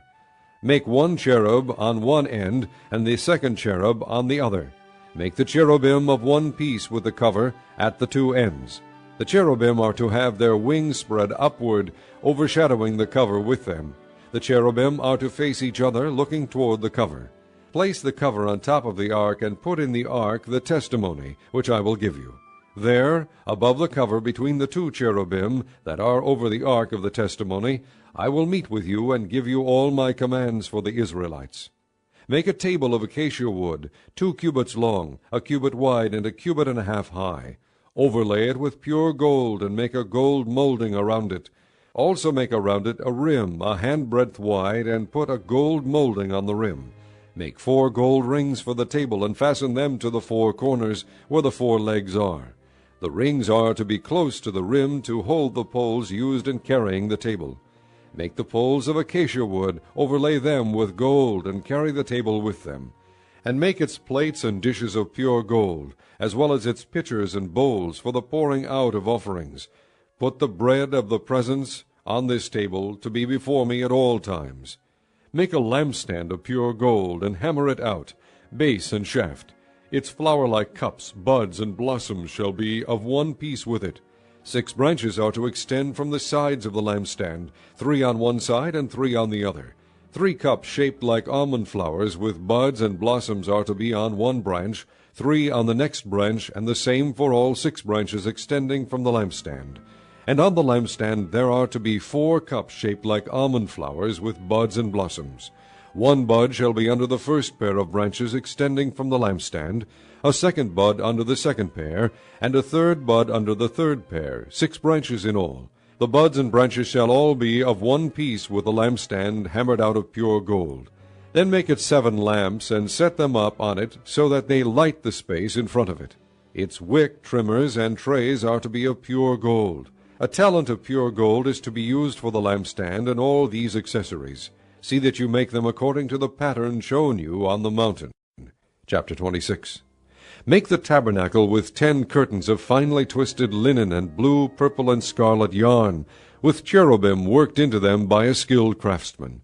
All the curtains are to be the same size, 28 cubits long and 4 cubits wide. Join 5 of the curtains together, and do the same with the other 5. Make loops of blue material along the edge of the end curtain in one set, and do the same with the end curtain in the other set. Make 50 loops on one curtain, and 50 loops on the end curtain of the other set, with the loops opposite each other. Then make 50 gold clasps, and use them to fasten the curtains together, so that the tabernacle is a unit. Make curtains of goat hair for the tent over the tabernacle, 11 altogether. All 11 curtains are to be the same size, 30 cubits long and 4 cubits wide. Join 5 of the curtains together into one set, and the other 6 into another set.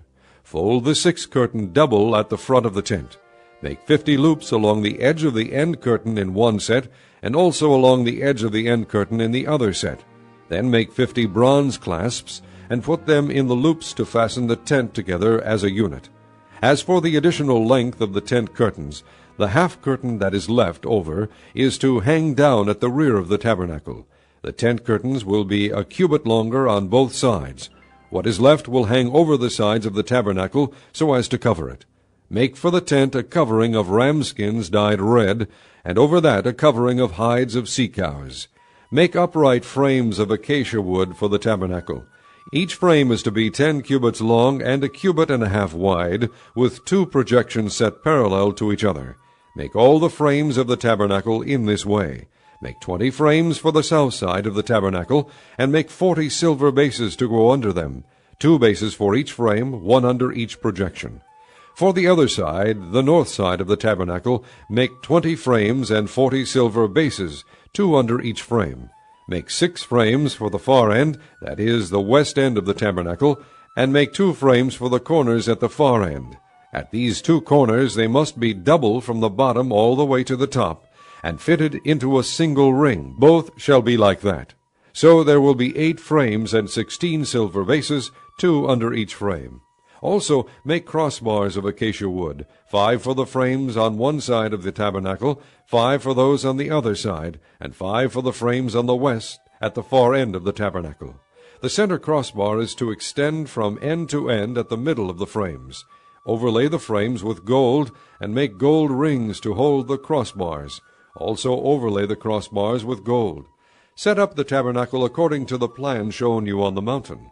Make a curtain of blue, purple, and scarlet yarn, and finely twisted linen, with cherubim worked into it by a skilled craftsman. Hang it with gold hooks on 4 posts of acacia wood overlaid with gold and standing on 4 silver bases. Hang the curtain from the clasps, and place the ark of the testimony behind the curtain. The curtain will separate the holy place from the most holy place. Put the atonement cover on the ark of the testimony in the most holy place. Place the table outside the curtain on the north side of the tabernacle, and put the lampstand opposite it on the south side. For the entrance to the tent, make a curtain of blue, purple, and scarlet yarn, and finely twisted linen, the work of an embroiderer. Make gold hooks for this curtain, and 5 posts of acacia wood overlaid with gold, and cast 5 bronze bases for them.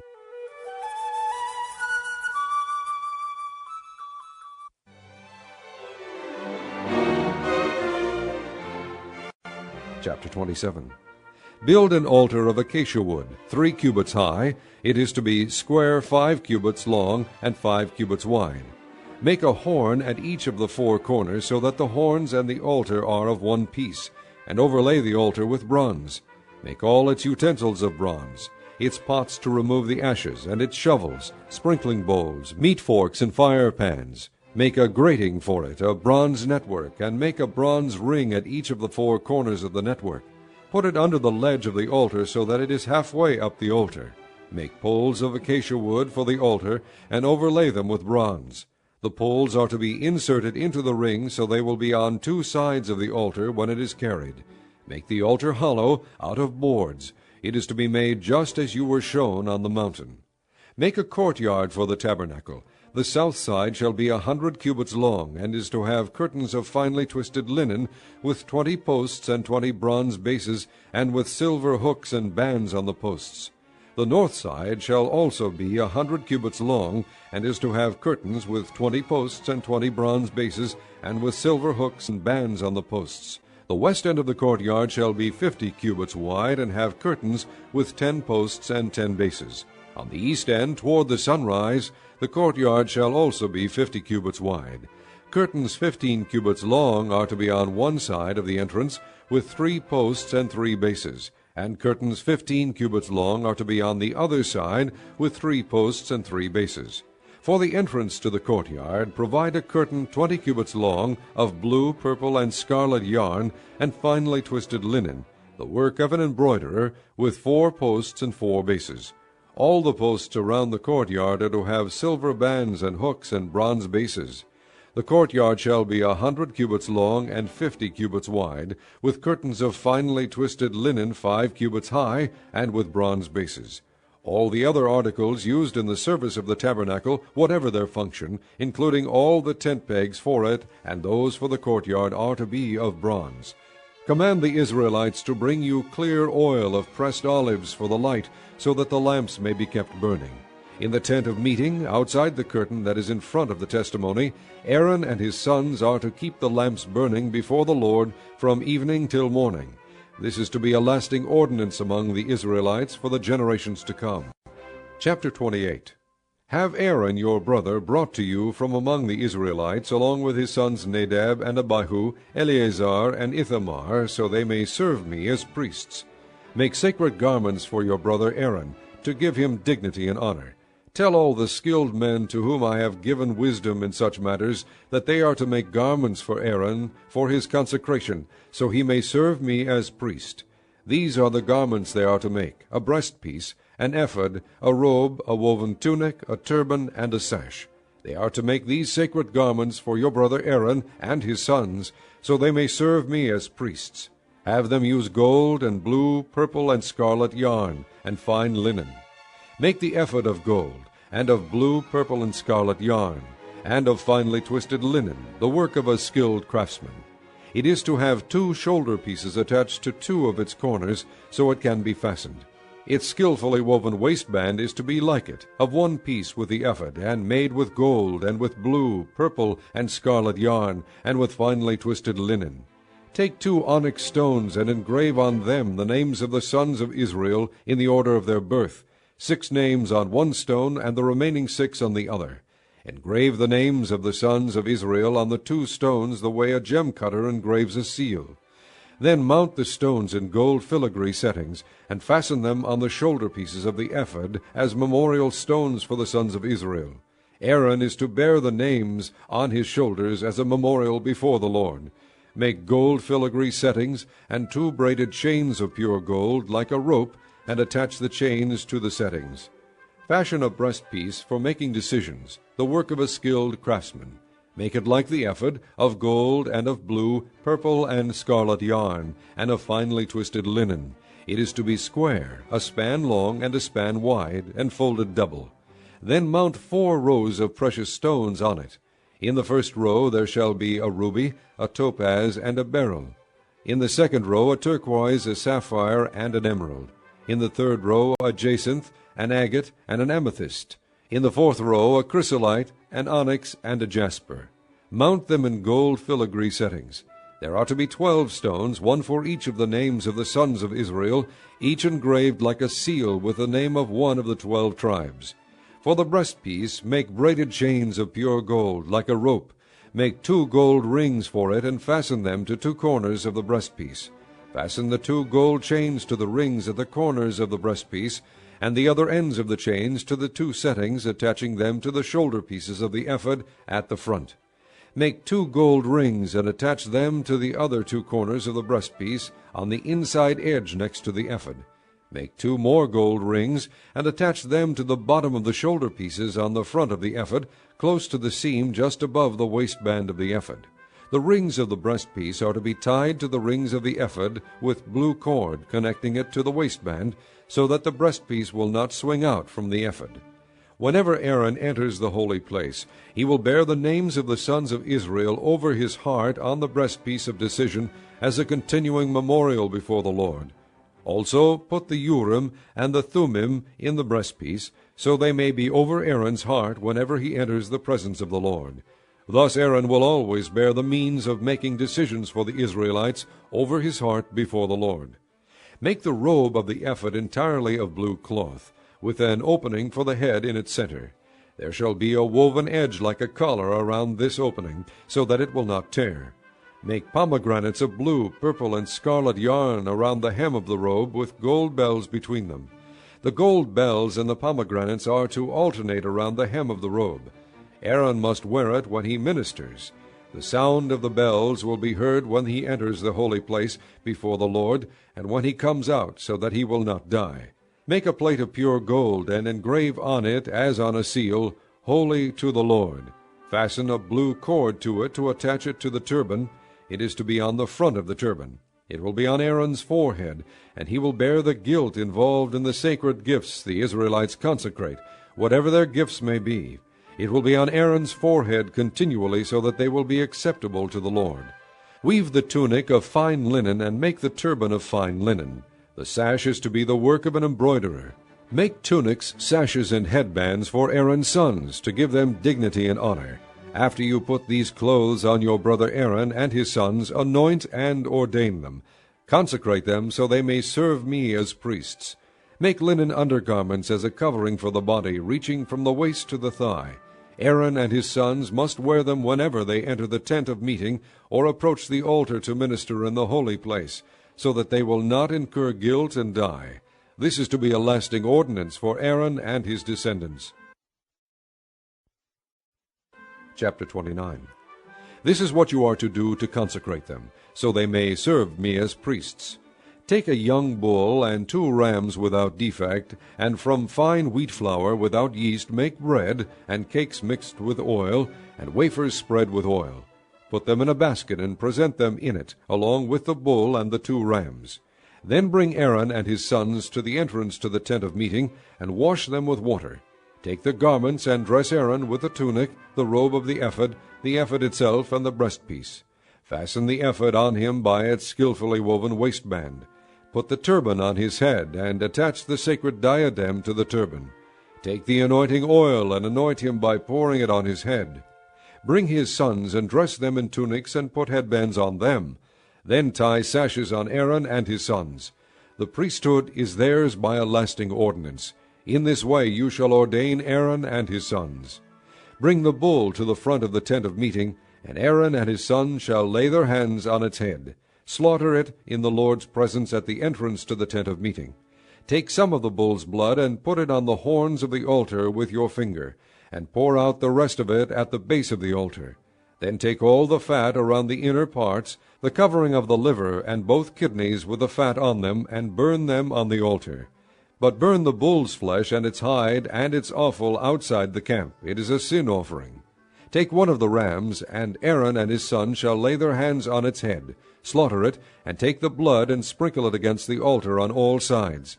Cut the ram into pieces, and wash the inner parts and the legs, putting them with the head and the other pieces. Then burn the entire ram on the altar. It is a burnt offering to the Lord, a pleasing aroma, an offering made to the Lord by fire. Take the other ram, and Aaron and his sons shall lay their hands on its head. Slaughter it, take some of its blood, and put it on the lobes of the right ears of Aaron and his sons, on the thumbs of their right hands, and on the big toes of their right feet. Then sprinkle blood against the altar on all sides, and take some of the blood on the altar, and some of the anointing oil, and sprinkle it on Aaron and his garments, and on his sons and their garments. Then he and his sons and their garments will be consecrated. Take from this ram the fat tail, the fat around the inner parts, the covering of the liver, both kidneys with the fat on them, and the right thigh. This is the ram for the ordination. From the basket of bread made without yeast, which is before the Lord, take a loaf, and a cake made with oil, and a wafer. Put all these in the hands of Aaron and his sons, and wave them before the Lord as a wave offering. Then take them from their hands, and burn them on the altar, along with the burnt offering, for a pleasing aroma to the Lord, an offering made to the Lord by fire. After you take the breast of the ram for Aaron's ordination, wave it before the Lord as a wave offering, and it will be your share. Consecrate those parts of the ordination ram that belong to Aaron and his sons, the breast that was waved, and the thigh that was presented. This is always to be the regular share from the Israelites for Aaron and his sons. It is the contribution the Israelites are to make to the Lord from their fellowship offerings. Aaron's sacred garments will belong to his descendants, so that they can be anointed and ordained in them. The son who succeeds him as priest and comes to the tent of meeting to minister in the holy place is to wear them 7 days. Take the ram for the ordination, and cook the meat in a sacred place. At the entrance to the tent of meeting, Aaron and his sons are to eat the meat of the ram and the bread that is in the basket. They are to eat these offerings by which atonement was made for their ordination and consecration. But no one else may eat them, because they are sacred. And if any of the meat of the ordination ram or any bread is left over till morning, burn it up. It must not be eaten, because it is sacred. Do for Aaron and his sons everything I have commanded you, taking 7 days to ordain them. Sacrifice a bull each day as a sin offering to make atonement. Purify the altar by making atonement for it, and anoint it to consecrate it. For 7 days make atonement for the altar, and consecrate it. Then the altar will be most holy, and whatever touches it will be holy. This is what you are to offer on the altar regularly each day. 2 lambs a year old. Offer one in the morning, and the other at twilight. With the first lamb offer 1/10 of an ephah of fine flour mixed with 1/4 of a hin of oil from pressed olives, and 1/4 of a hin of wine as a drink offering. Sacrifice the other lamb at twilight with the same grain offering and its drink offering as in the morning, a pleasing aroma, an offering made to the Lord by fire. For the generations to come, this burnt offering is to be made regularly at the entrance to the tent of meeting before the Lord. There I will meet you and speak to you. There also I will meet with the Israelites, and the place will be consecrated by my glory. So I will consecrate the tent of meeting and the altar, and will consecrate Aaron and his sons to serve me as priests. Then I will dwell among the Israelites and be their God. They will know that I am the Lord their God, who brought them out of Egypt so that I might dwell among them. I am the Lord their God. Chapter 30. Make an altar of acacia wood for burning incense. It is to be square, a cubit long, and a cubit wide, and 2 cubits high. Its horns of 1 piece with it. Overlay the top and all the sides and the horns with pure gold, and make a gold molding around it. Make 2 gold rings for the altar below the molding, 2 on opposite sides, to hold the poles used to carry it. Make the poles of acacia wood, and overlay them with gold. Put the altar in front of the curtain that is before the ark of the testimony, before the atonement cover that is over the testimony, where I will meet with you. Aaron must burn fragrant incense on the altar every morning when he tends the lamps. He must burn incense again when he lights the lamps at twilight, so incense will burn regularly before the Lord for the generations to come.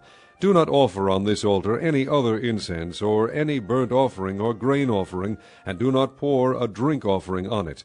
Once a year Aaron shall make atonement on its horns. This annual atonement must be made with the blood of the atoning sin offering for the generations to come. It is most holy to the Lord. Then the Lord said to Moses, When you take a census of the Israelites to count them, each one must pay the Lord a ransom for his life at the time he is counted. Then no plague will come on them when you number them. Each one who crosses over to those already counted is to give a half shekel, according to the sanctuary shekel, which weighs 20 gerahs. This half shekel is an offering to the Lord. All who cross over, those 20 years old or more, are to give an offering to the Lord. The rich are not to give more than a half shekel, and the poor are not to give less when you make the offering to the Lord to atone for your lives. Receive the atonement money from the Israelites, and use it for the service of the tent of meeting. It will be a memorial for the Israelites before the Lord, making atonement for your lives. Then the Lord said to Moses, Make a bronze basin with its bronze stand for washing. Place it between the tents of meeting and the altar, and put water in it. Aaron and his sons are to wash their hands and feet with water from it. Whenever they enter the tent of meeting, they shall wash with water, so that they will not die. Also when they approach the altar to minister by presenting an offering made to the Lord by fire, they shall wash their hands and feet, so that they will not die. This is to be a lasting ordinance for Aaron and his descendants for the generations to come. Then the Lord said to Moses, Take the following fine spices, 500 shekels of liquid myrrh, half as much, that is 250 shekels of fragrant cinnamon, 250 shekels of fragrant cane, 500 shekels of cassia, all according to the sanctuary shekel, and a hin of olive oil. Make these into a sacred anointing oil, a fragrant blend, the work of a perfumer. It will be the sacred anointing oil. Then use it to anoint the tent of meeting, the ark of the testimony, the table and all its articles, the lampstand and its accessories, the altar of incense, the altar of burnt offering and all its utensils, and the basin with its stand. You shall consecrate them so they will be most holy, and whatever touches them will be holy. Anoint Aaron and his sons, and consecrate them so they may serve me as priests. Say to the Israelites, This is to be my sacred anointing oil for the generations to come. Do not pour it on men's bodies, and do not make any oil with the same formula. It is sacred, and you are to consider it sacred. Whoever makes perfume like it, and whoever puts it on anyone other than a priest, must be cut off from his people. Then the Lord said to Moses, Take fragrant spices, gum resin, onycha, and galbanum, and pure frankincense, all in equal amounts, and make a fragrant blend of incense, the work of a perfumer. It is to be salted, and pure and sacred. Grind some of it to powder, and place it in front of the testimony in the tent of meeting, where I will meet with you. It shall be most holy to you. Do not make any incense with this formula for yourselves. Consider it holy to the Lord. Whoever makes any like it to enjoy its fragrance must be cut off from his people. Chapter 31. Then the Lord said to Moses, See, I have chosen Bezalel, son of Uri, the son of Hur, of the tribe of Judah, and I have filled him with the Spirit of God, with skill, ability, and knowledge in all kinds of crafts, to make artistic designs for work in gold, silver, and bronze, to cut and set stones, to work in wood, and to engage in all kinds of craftsmanship. Moreover, I have appointed Aholiab, son of Ahisamach, of the tribe of Dan, to help him.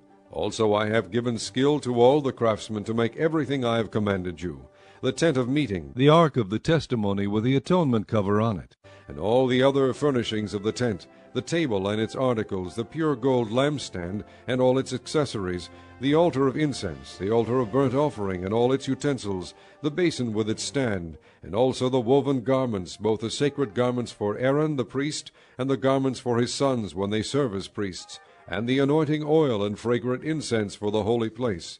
They are to make them just as I commanded you. Then the Lord said to Moses, Say to the Israelites, You must observe my Sabbaths. This will be a sign between me and you for the generations to come, so you may know that I am the Lord who makes you holy. Observe the Sabbath, because it is holy to you. Anyone who desecrates it must be put to death. Whoever does any work on that day must be cut off from his people. For 6 days work is to be done, but the seventh day is a Sabbath of rest, holy to the Lord. Whoever does any work on the Sabbath day must be put to death. The Israelites are to observe the Sabbath, celebrating it for the generations to come as a lasting covenant.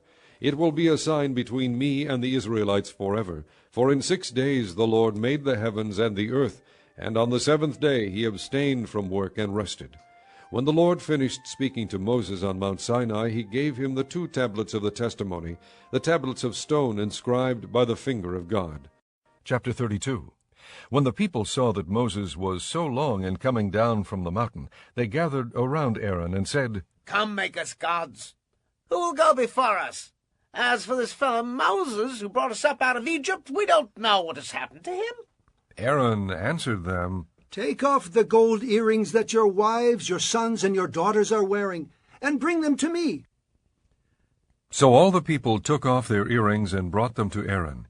He took what they handed him and made it into an idol cast in the shape of a calf, fashioning it with a tool.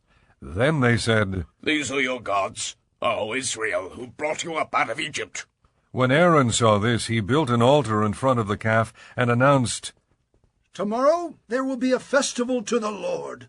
So the next day the people rose early and sacrificed burnt offerings and presented fellowship offerings. Afterward they sat down to eat and drink and got up to indulge in revelry. Then the Lord said to Moses, Go down, because your people whom you brought up out of Egypt have become corrupt.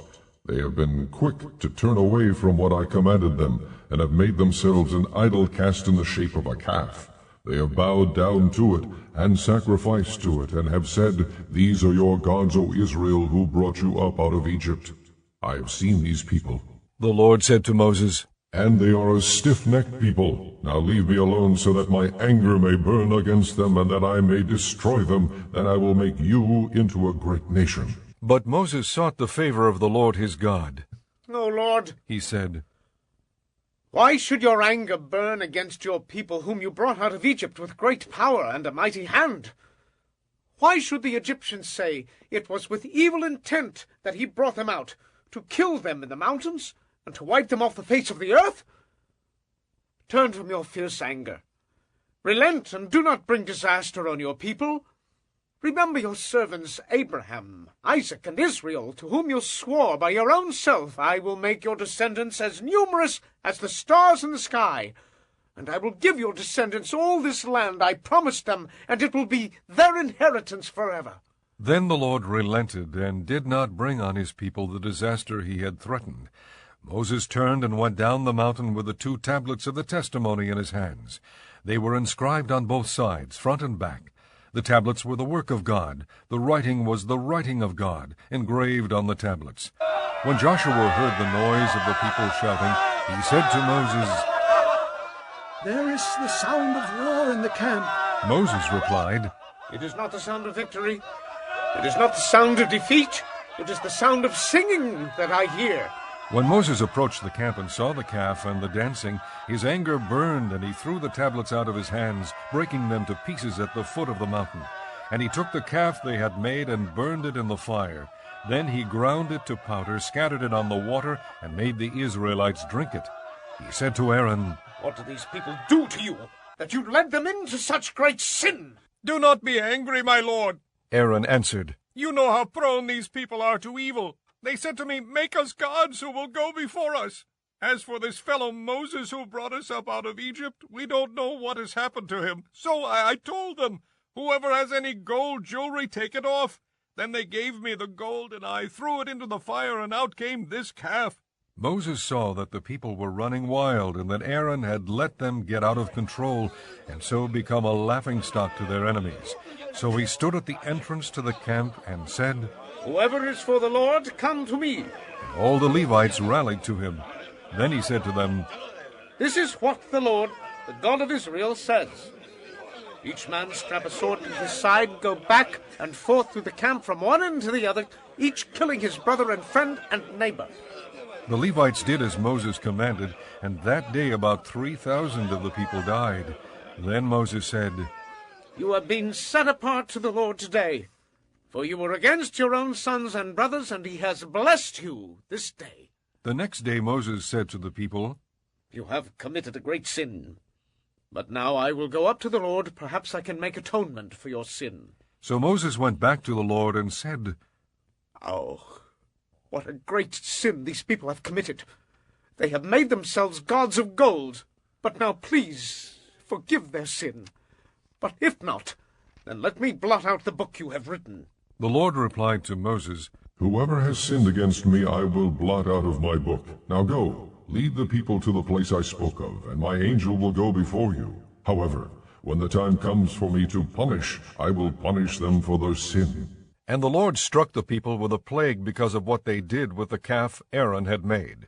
Chapter 33.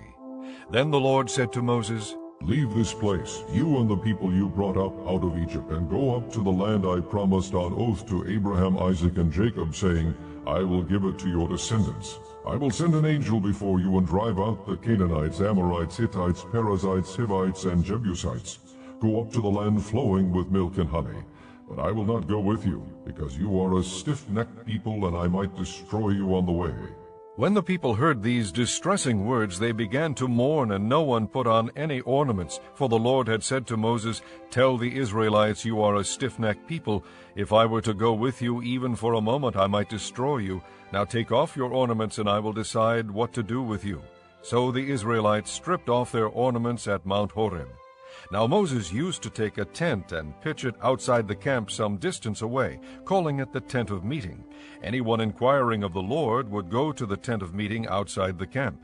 And whenever Moses went out to the tent, all the people rose and stood at the entrances to the tents, watching Moses until he entered the tent. As Moses went into the tent, the pillar of cloud would come down and stay at the entrance while the Lord spoke with Moses. Whenever the people saw the pillar of cloud standing at the entrance to the tent, they all stood and worshipped, each at the entrance to his tent.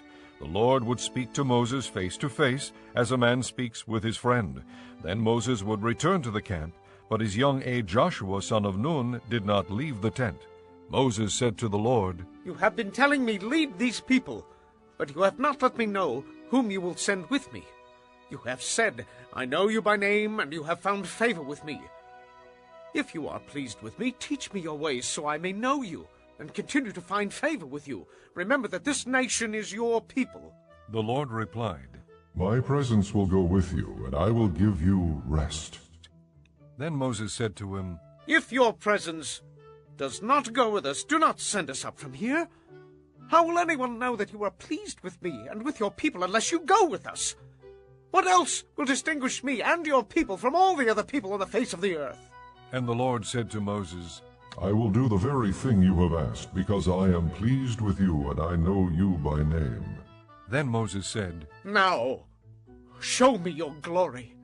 And the Lord said, I will cause all my goodness to pass in front of you, and I will proclaim my name, the Lord, in your presence. I will have mercy on whom I will have mercy, and I will have compassion on whom I will have compassion. But, he said, you cannot see my face, for no one may see me and live. Then the Lord said, There is a place near me where you may stand on a rock. When my glory passes by, I will put you in a cleft in the rock and cover you with my hand until I have passed by.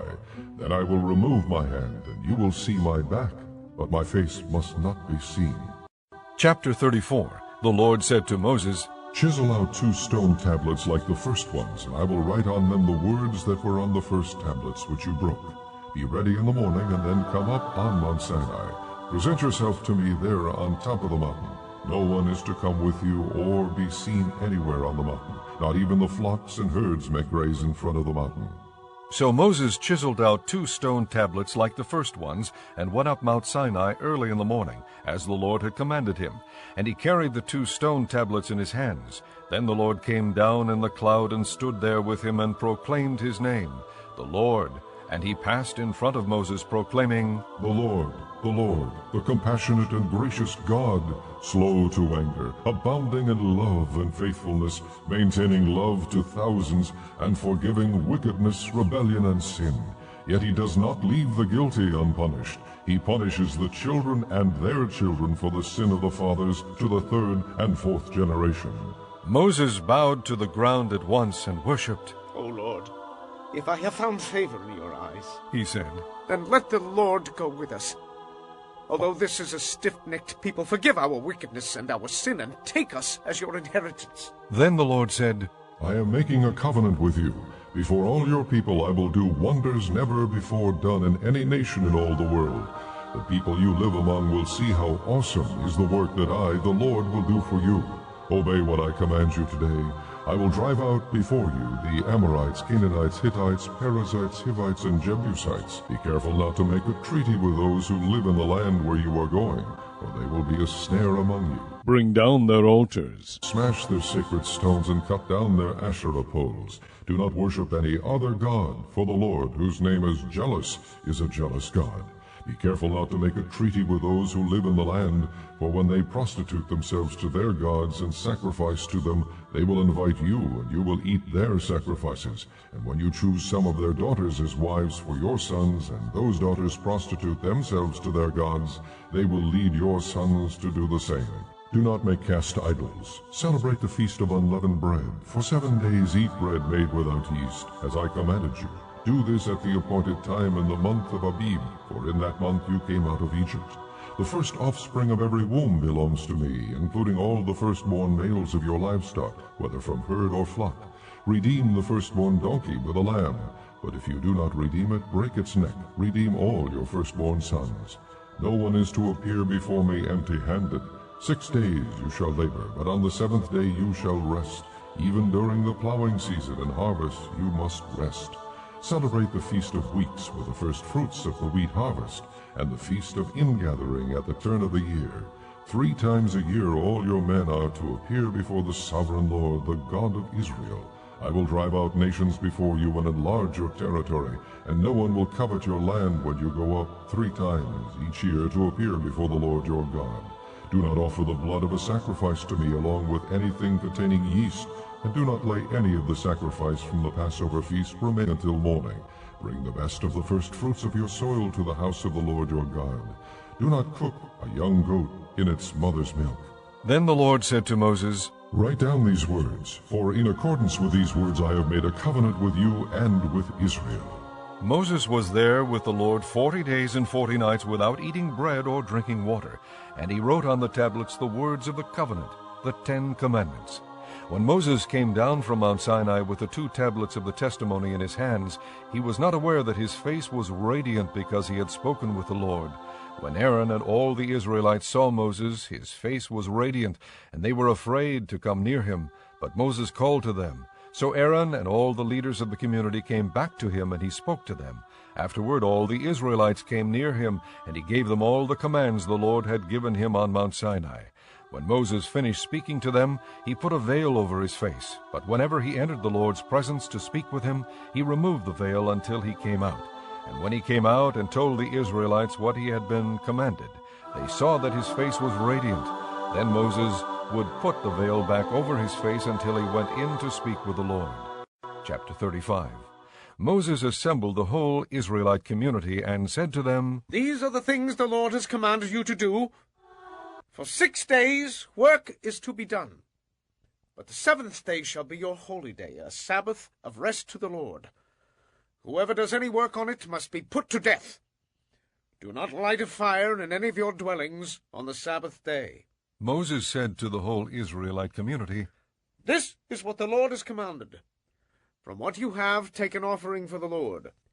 Everyone who is willing is to bring to the Lord an offering of gold, silver, and bronze, blue, purple, and scarlet yarn, and fine linen, goat hair, ram skins dyed red, and hides of sea cows, acacia wood, olive oil for the light, spices for the anointing oil and for the fragrant incense, and onyx stones and other gems to be mounted on the ephod and breastpiece. All who are skilled among you ought to come and make everything the Lord has commanded: the tabernacle with its tent and its coverings, clasps, frames, crossbars, posts, and bases, the ark with its poles and the atonement cover and the curtain that shields it, the table with its poles and all its articles, and the bread of the presence, the lampstand that is for the light with its accessories, lamps and oil for the light, the altar of incense with its poles, the anointing oil and the fragrant incense, the curtain for the doorway at the entrance of the tabernacle, the altar of burnt offering with its bronze grating, its poles and all its utensils, the bronze basin with its stand, the curtains of the courtyard with its posts and bases, and the curtain for the entrance to the courtyard, the tent pegs for the tabernacle and for the courtyard and their ropes, the woven garments worn for ministering in the sanctuary, both the sacred garments for Aaron the priest and the garments for his sons when they serve as priests." Then the whole Israelite community withdrew from Moses' presence, and everyone who was willing and whose heart moved him came and brought an offering to the Lord for the work on the tent of meeting, for all its service and for the sacred garments. All who were willing, men and women alike, came and brought gold jewelry of all kinds, brooches, earrings, rings, and ornaments. They all presented their gold as a wave offering to the Lord. Everyone who had blue, purple, or scarlet yarn, or fine linen, or goat hair, ram skins dyed red, or hides of sea cows brought them. Those presenting an offering of silver or bronze brought it as an offering to the Lord, and everyone who had acacia wood for any part of the work brought it. Every skilled woman spun with her hands and brought what she had spun, blue, purple, or scarlet yarn or fine linen, and all the women who were willing and had the skill spun the goat hair. The leaders brought onyx stones and other gems to be mounted on the ephod and breastpiece. They also brought spices and olive oil for the light, and for the anointing oil, and for the fragrant incense. All the Israelite men and women who were willing brought to the Lord free-will offerings for all the work the Lord, through Moses, had commanded them to do. Then Moses said to the Israelites, "See, the Lord has chosen Bezalel, son of Uri, the son of Hur, of the tribe of Judah, and he has filled him with the Spirit of God, with skill, ability, and knowledge in all kinds of crafts, to make artistic designs for work in gold, silver, and bronze, to cut and set stones, to work in wood, and to engage in all kinds of artistic craftsmanship. And he has given both him and Oholiab, son of Ahisamach, of the tribe of Dan, the ability to teach others. He has filled them with skill to do all kinds of work as craftsmen, designers, embroiderers in blue, purple, and scarlet yarn, and fine linen, and weavers, all of them master craftsmen and designers." Chapter 36. So Bezalel, Oholiab, and every skilled person to whom the Lord has given skill and ability to know how to carry out all the work of constructing the sanctuary, are to do the work just as the Lord has commanded, Then Moses summoned Bezalel and Aholiab, and every skilled person to whom the Lord had given ability, and who was willing to come and do the work. They received from Moses all the offerings the Israelites had brought to carry out the work of constructing the sanctuary. And the people continued to bring freewill offerings morning after morning. So all the skilled craftsmen who were doing all the work on the sanctuary left their work and said to Moses, "The people are bringing more than enough for doing the work the Lord commanded to be done."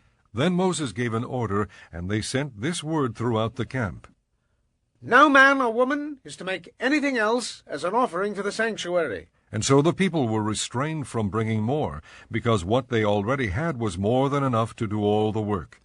All the skilled men among the workmen made the tabernacle with 10 curtains of finely twisted linen and blue, purple, and scarlet yarn, with cherubim worked into them by a skilled craftsman. All the curtains were the same size, 28 cubits long and 4 cubits wide. They joined 5 of the curtains together and did the same with the other 5.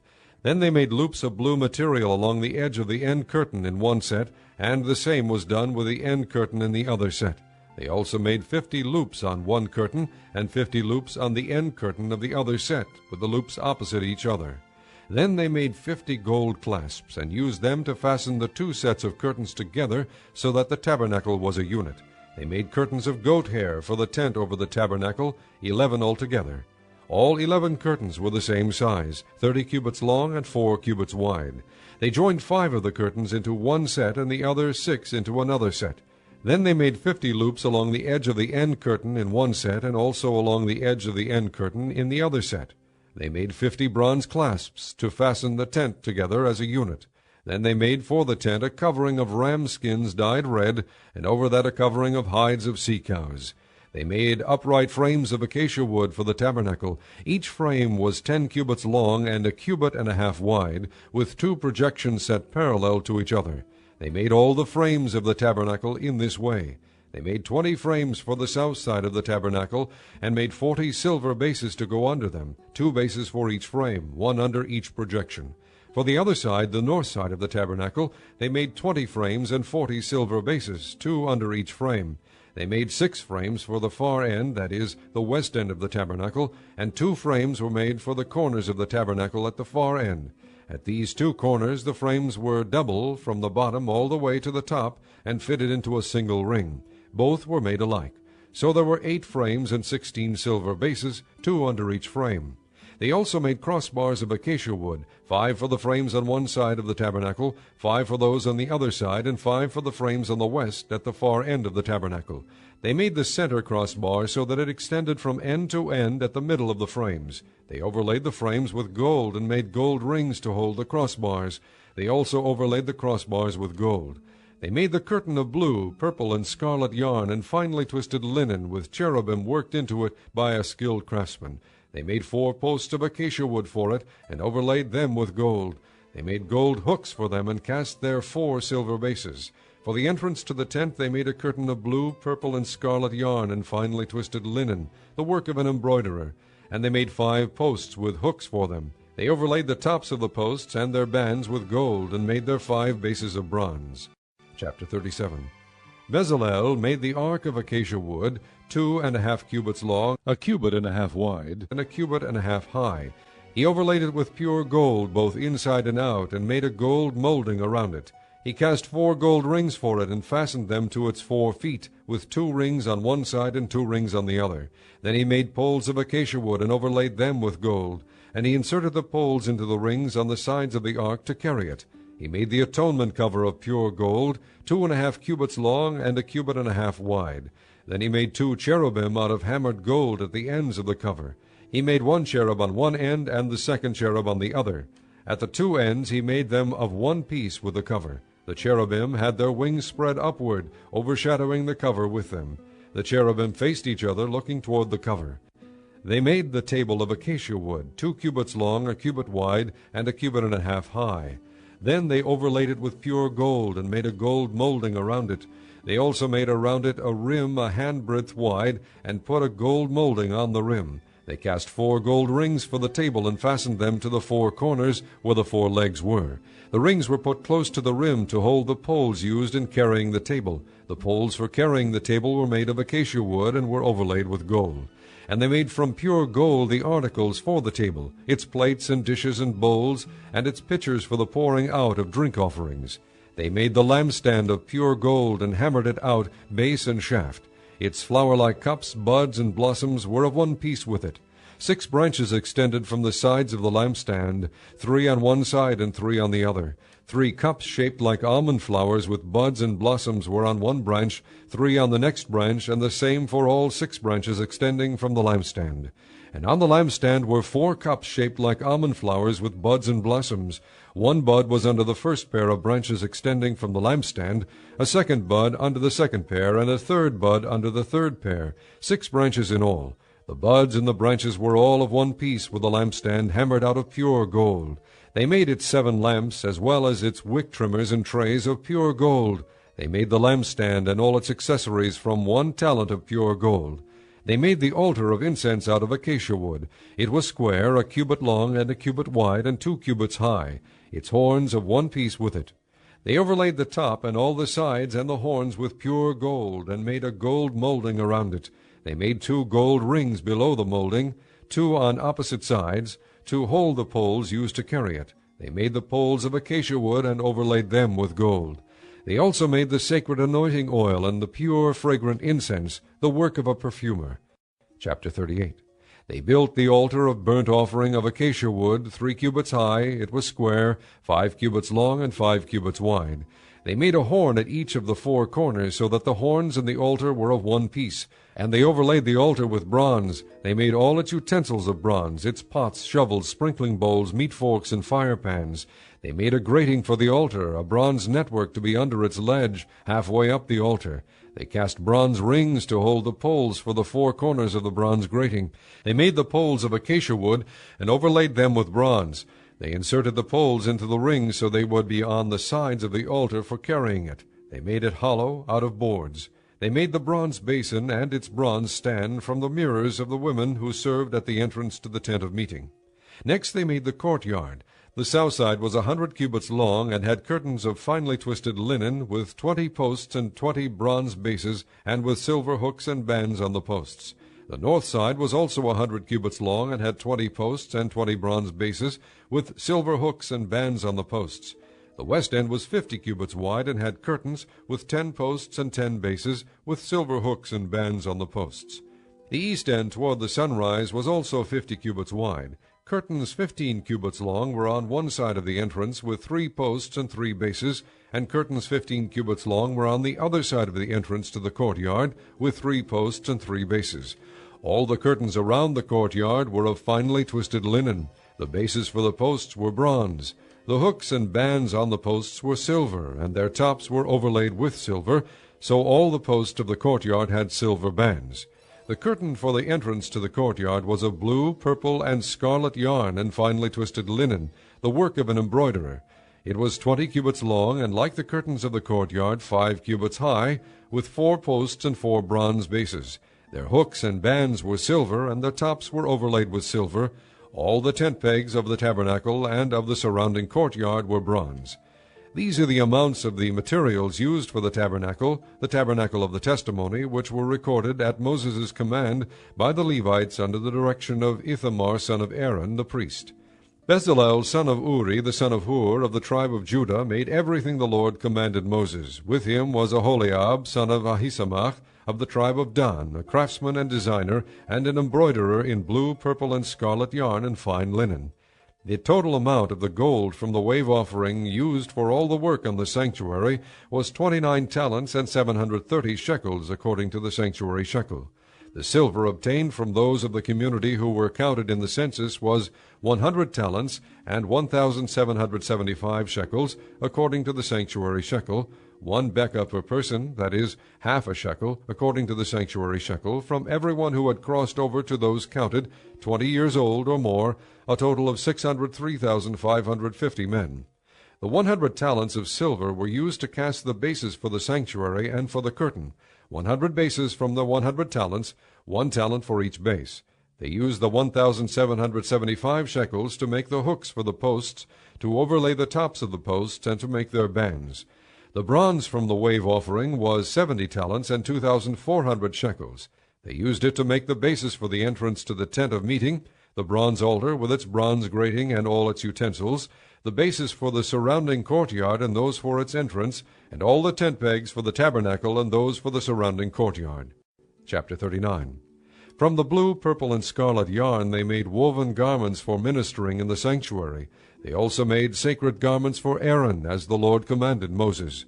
They made the ephod of gold, and of blue, purple, and scarlet yarn, and of finely twisted linen. They hammered out thin sheets of gold, and cut strands to be worked into the blue, purple, and scarlet yarn and fine linen, the work of a skilled craftsman. They made shoulder pieces for the ephod, which were attached to 2 of its corners, so it could be fastened. Its skillfully woven waistband was like it, of one piece with the ephod, and made with gold, and with blue, purple, and scarlet yarn, and with finely twisted linen, as the Lord commanded Moses. They mounted the onyx stones in the gold filigree settings, and engraved them like a seal with the names of the sons of Israel. Then they fastened them on the shoulder pieces of the ephod as memorial stones for the sons of Israel, as the Lord commanded Moses. They fashioned the breastpiece, the work of a skilled craftsman. They made it like the ephod, of gold and of blue, purple, and scarlet yarn, and of finely twisted linen. It was square, a span long and a span wide, and folded double. Then they mounted 4 rows of precious stones on it. In the first row there was a ruby, a topaz, and a beryl. In the second row a turquoise, a sapphire, and an emerald. In the third row a jacinth, an agate, and an amethyst. In the fourth row a chrysolite, an onyx, and a jasper. They were mounted in gold filigree settings. There were 12 stones, one for each of the names of the sons of Israel, each engraved like a seal with the name of one of the 12 tribes. For the breastpiece they made braided chains of pure gold like a rope. They made 2 gold filigree settings and 2 gold rings, and fastened the rings to 2 of the corners of the breastpiece. They fastened the 2 gold chains to the rings at the corners of the breastpiece, and the other ends of the chains to the 2 settings, attaching them to the shoulder pieces of the ephod at the front. They made 2 gold rings, and attached them to the other 2 corners of the breastpiece, on the inside edge next to the ephod. Then they made 2 more gold rings, and attached them to the bottom of the shoulder pieces on the front of the ephod, close to the seam just above the waistband of the ephod. They tied the rings of the breastpiece to the rings of the ephod with blue cord, connecting it to the waistband, so that the breastpiece would not swing out from the ephod, as the Lord commanded Moses. They made the robe of the ephod entirely of blue cloth, the work of a weaver, with an opening in the center of the robe like the opening of a collar, and a band around this opening so that it would not tear. They made pomegranates of blue, purple, and scarlet yarn, and finely twisted linen around the hem of the robe. And they made bells of pure gold, and attached them around the hem between the pomegranates. The bells and pomegranates alternated around the hem of the robe to be worn for ministering, as the Lord commanded Moses.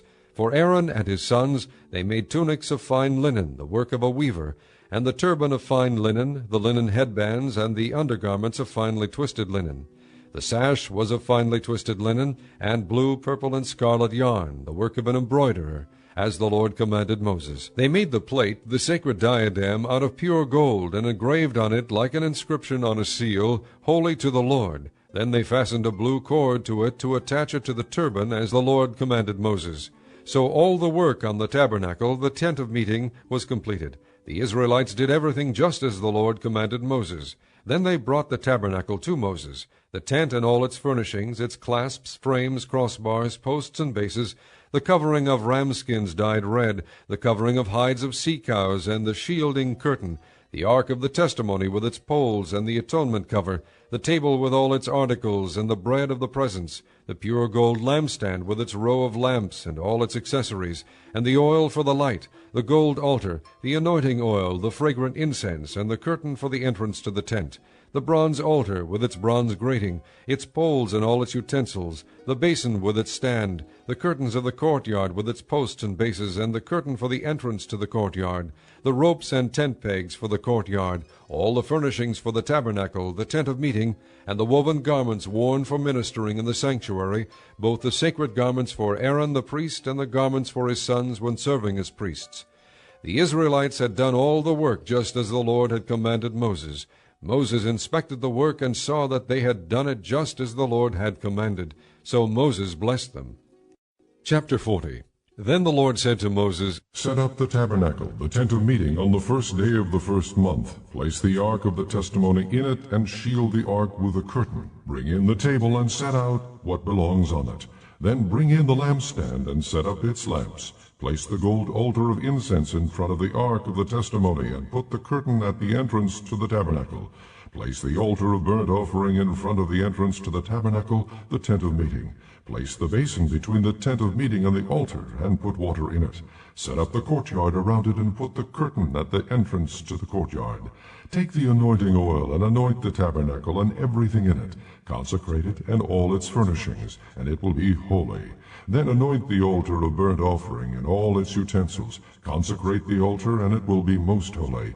Anoint the basin and its stand, and consecrate them. Bring Aaron and his sons to the entrance to the tent of meeting, and wash them with water. Then dress Aaron in the sacred garments. Anoint him, and consecrate him, so he may serve me as priest. Bring his sons, and dress them in tunics. Anoint them just as you anointed their father, so they may serve me as priests. Their anointing will be to a priesthood that will continue for all generations to come. Moses did everything just as the Lord commanded him. So the tabernacle was set up on the first day of the first month in the second year. When Moses set up the tabernacle, he put the bases in place, erected the frames, inserted the crossbars, and set up the posts. Then he spread the tent over the tabernacle, and put the covering over the tent as the Lord commanded him. He took the testimony and placed it in the ark, attached the poles to the ark, and put the atonement cover over it. Then he brought the ark into the tabernacle, and hung the shielding curtain, and shielded the ark of the testimony as the Lord commanded him. Moses placed the table in the tent of meeting on the north side of the tabernacle outside the curtain, and set out the bread on it before the Lord as the Lord commanded him. He placed the lampstand in the tent of meeting opposite the table on the south side of the tabernacle, and set up the lamps before the Lord as the Lord commanded him. Moses placed the gold altar in the tent of meeting in front of the curtain, and burned fragrant incense on it, as the Lord commanded him. Then he put up the curtain at the entrance to the tabernacle. He set the altar of burnt offering near the entrance to the tabernacle, the tent of meeting, and offered on it burnt offerings and grain offerings, as the Lord commanded him. He placed the basin between the tent of meeting and the altar, and put water in it for washing. And Moses and Aaron and his sons used it to wash their hands and feet. They washed whenever they entered the tent of meeting or approached the altar, as the Lord commanded Moses. Then Moses set up the courtyard around the tabernacle and altar, and put up the curtain at the entrance to the courtyard. And so Moses finished the work. Then the cloud covered the tent of meeting, and the glory of the Lord filled the tabernacle. Moses could not enter the tent of meeting, because the cloud had settled upon it, and the glory of the Lord filled the tabernacle. In all the travels of the Israelites, whenever the cloud lifted from above the tabernacle, they would set out. But if the cloud did not lift, they did not set out until the day it lifted. So the cloud of the Lord was over the tabernacle by day, and fire was in the cloud by night, in the sight of all the house of Israel during all their travels.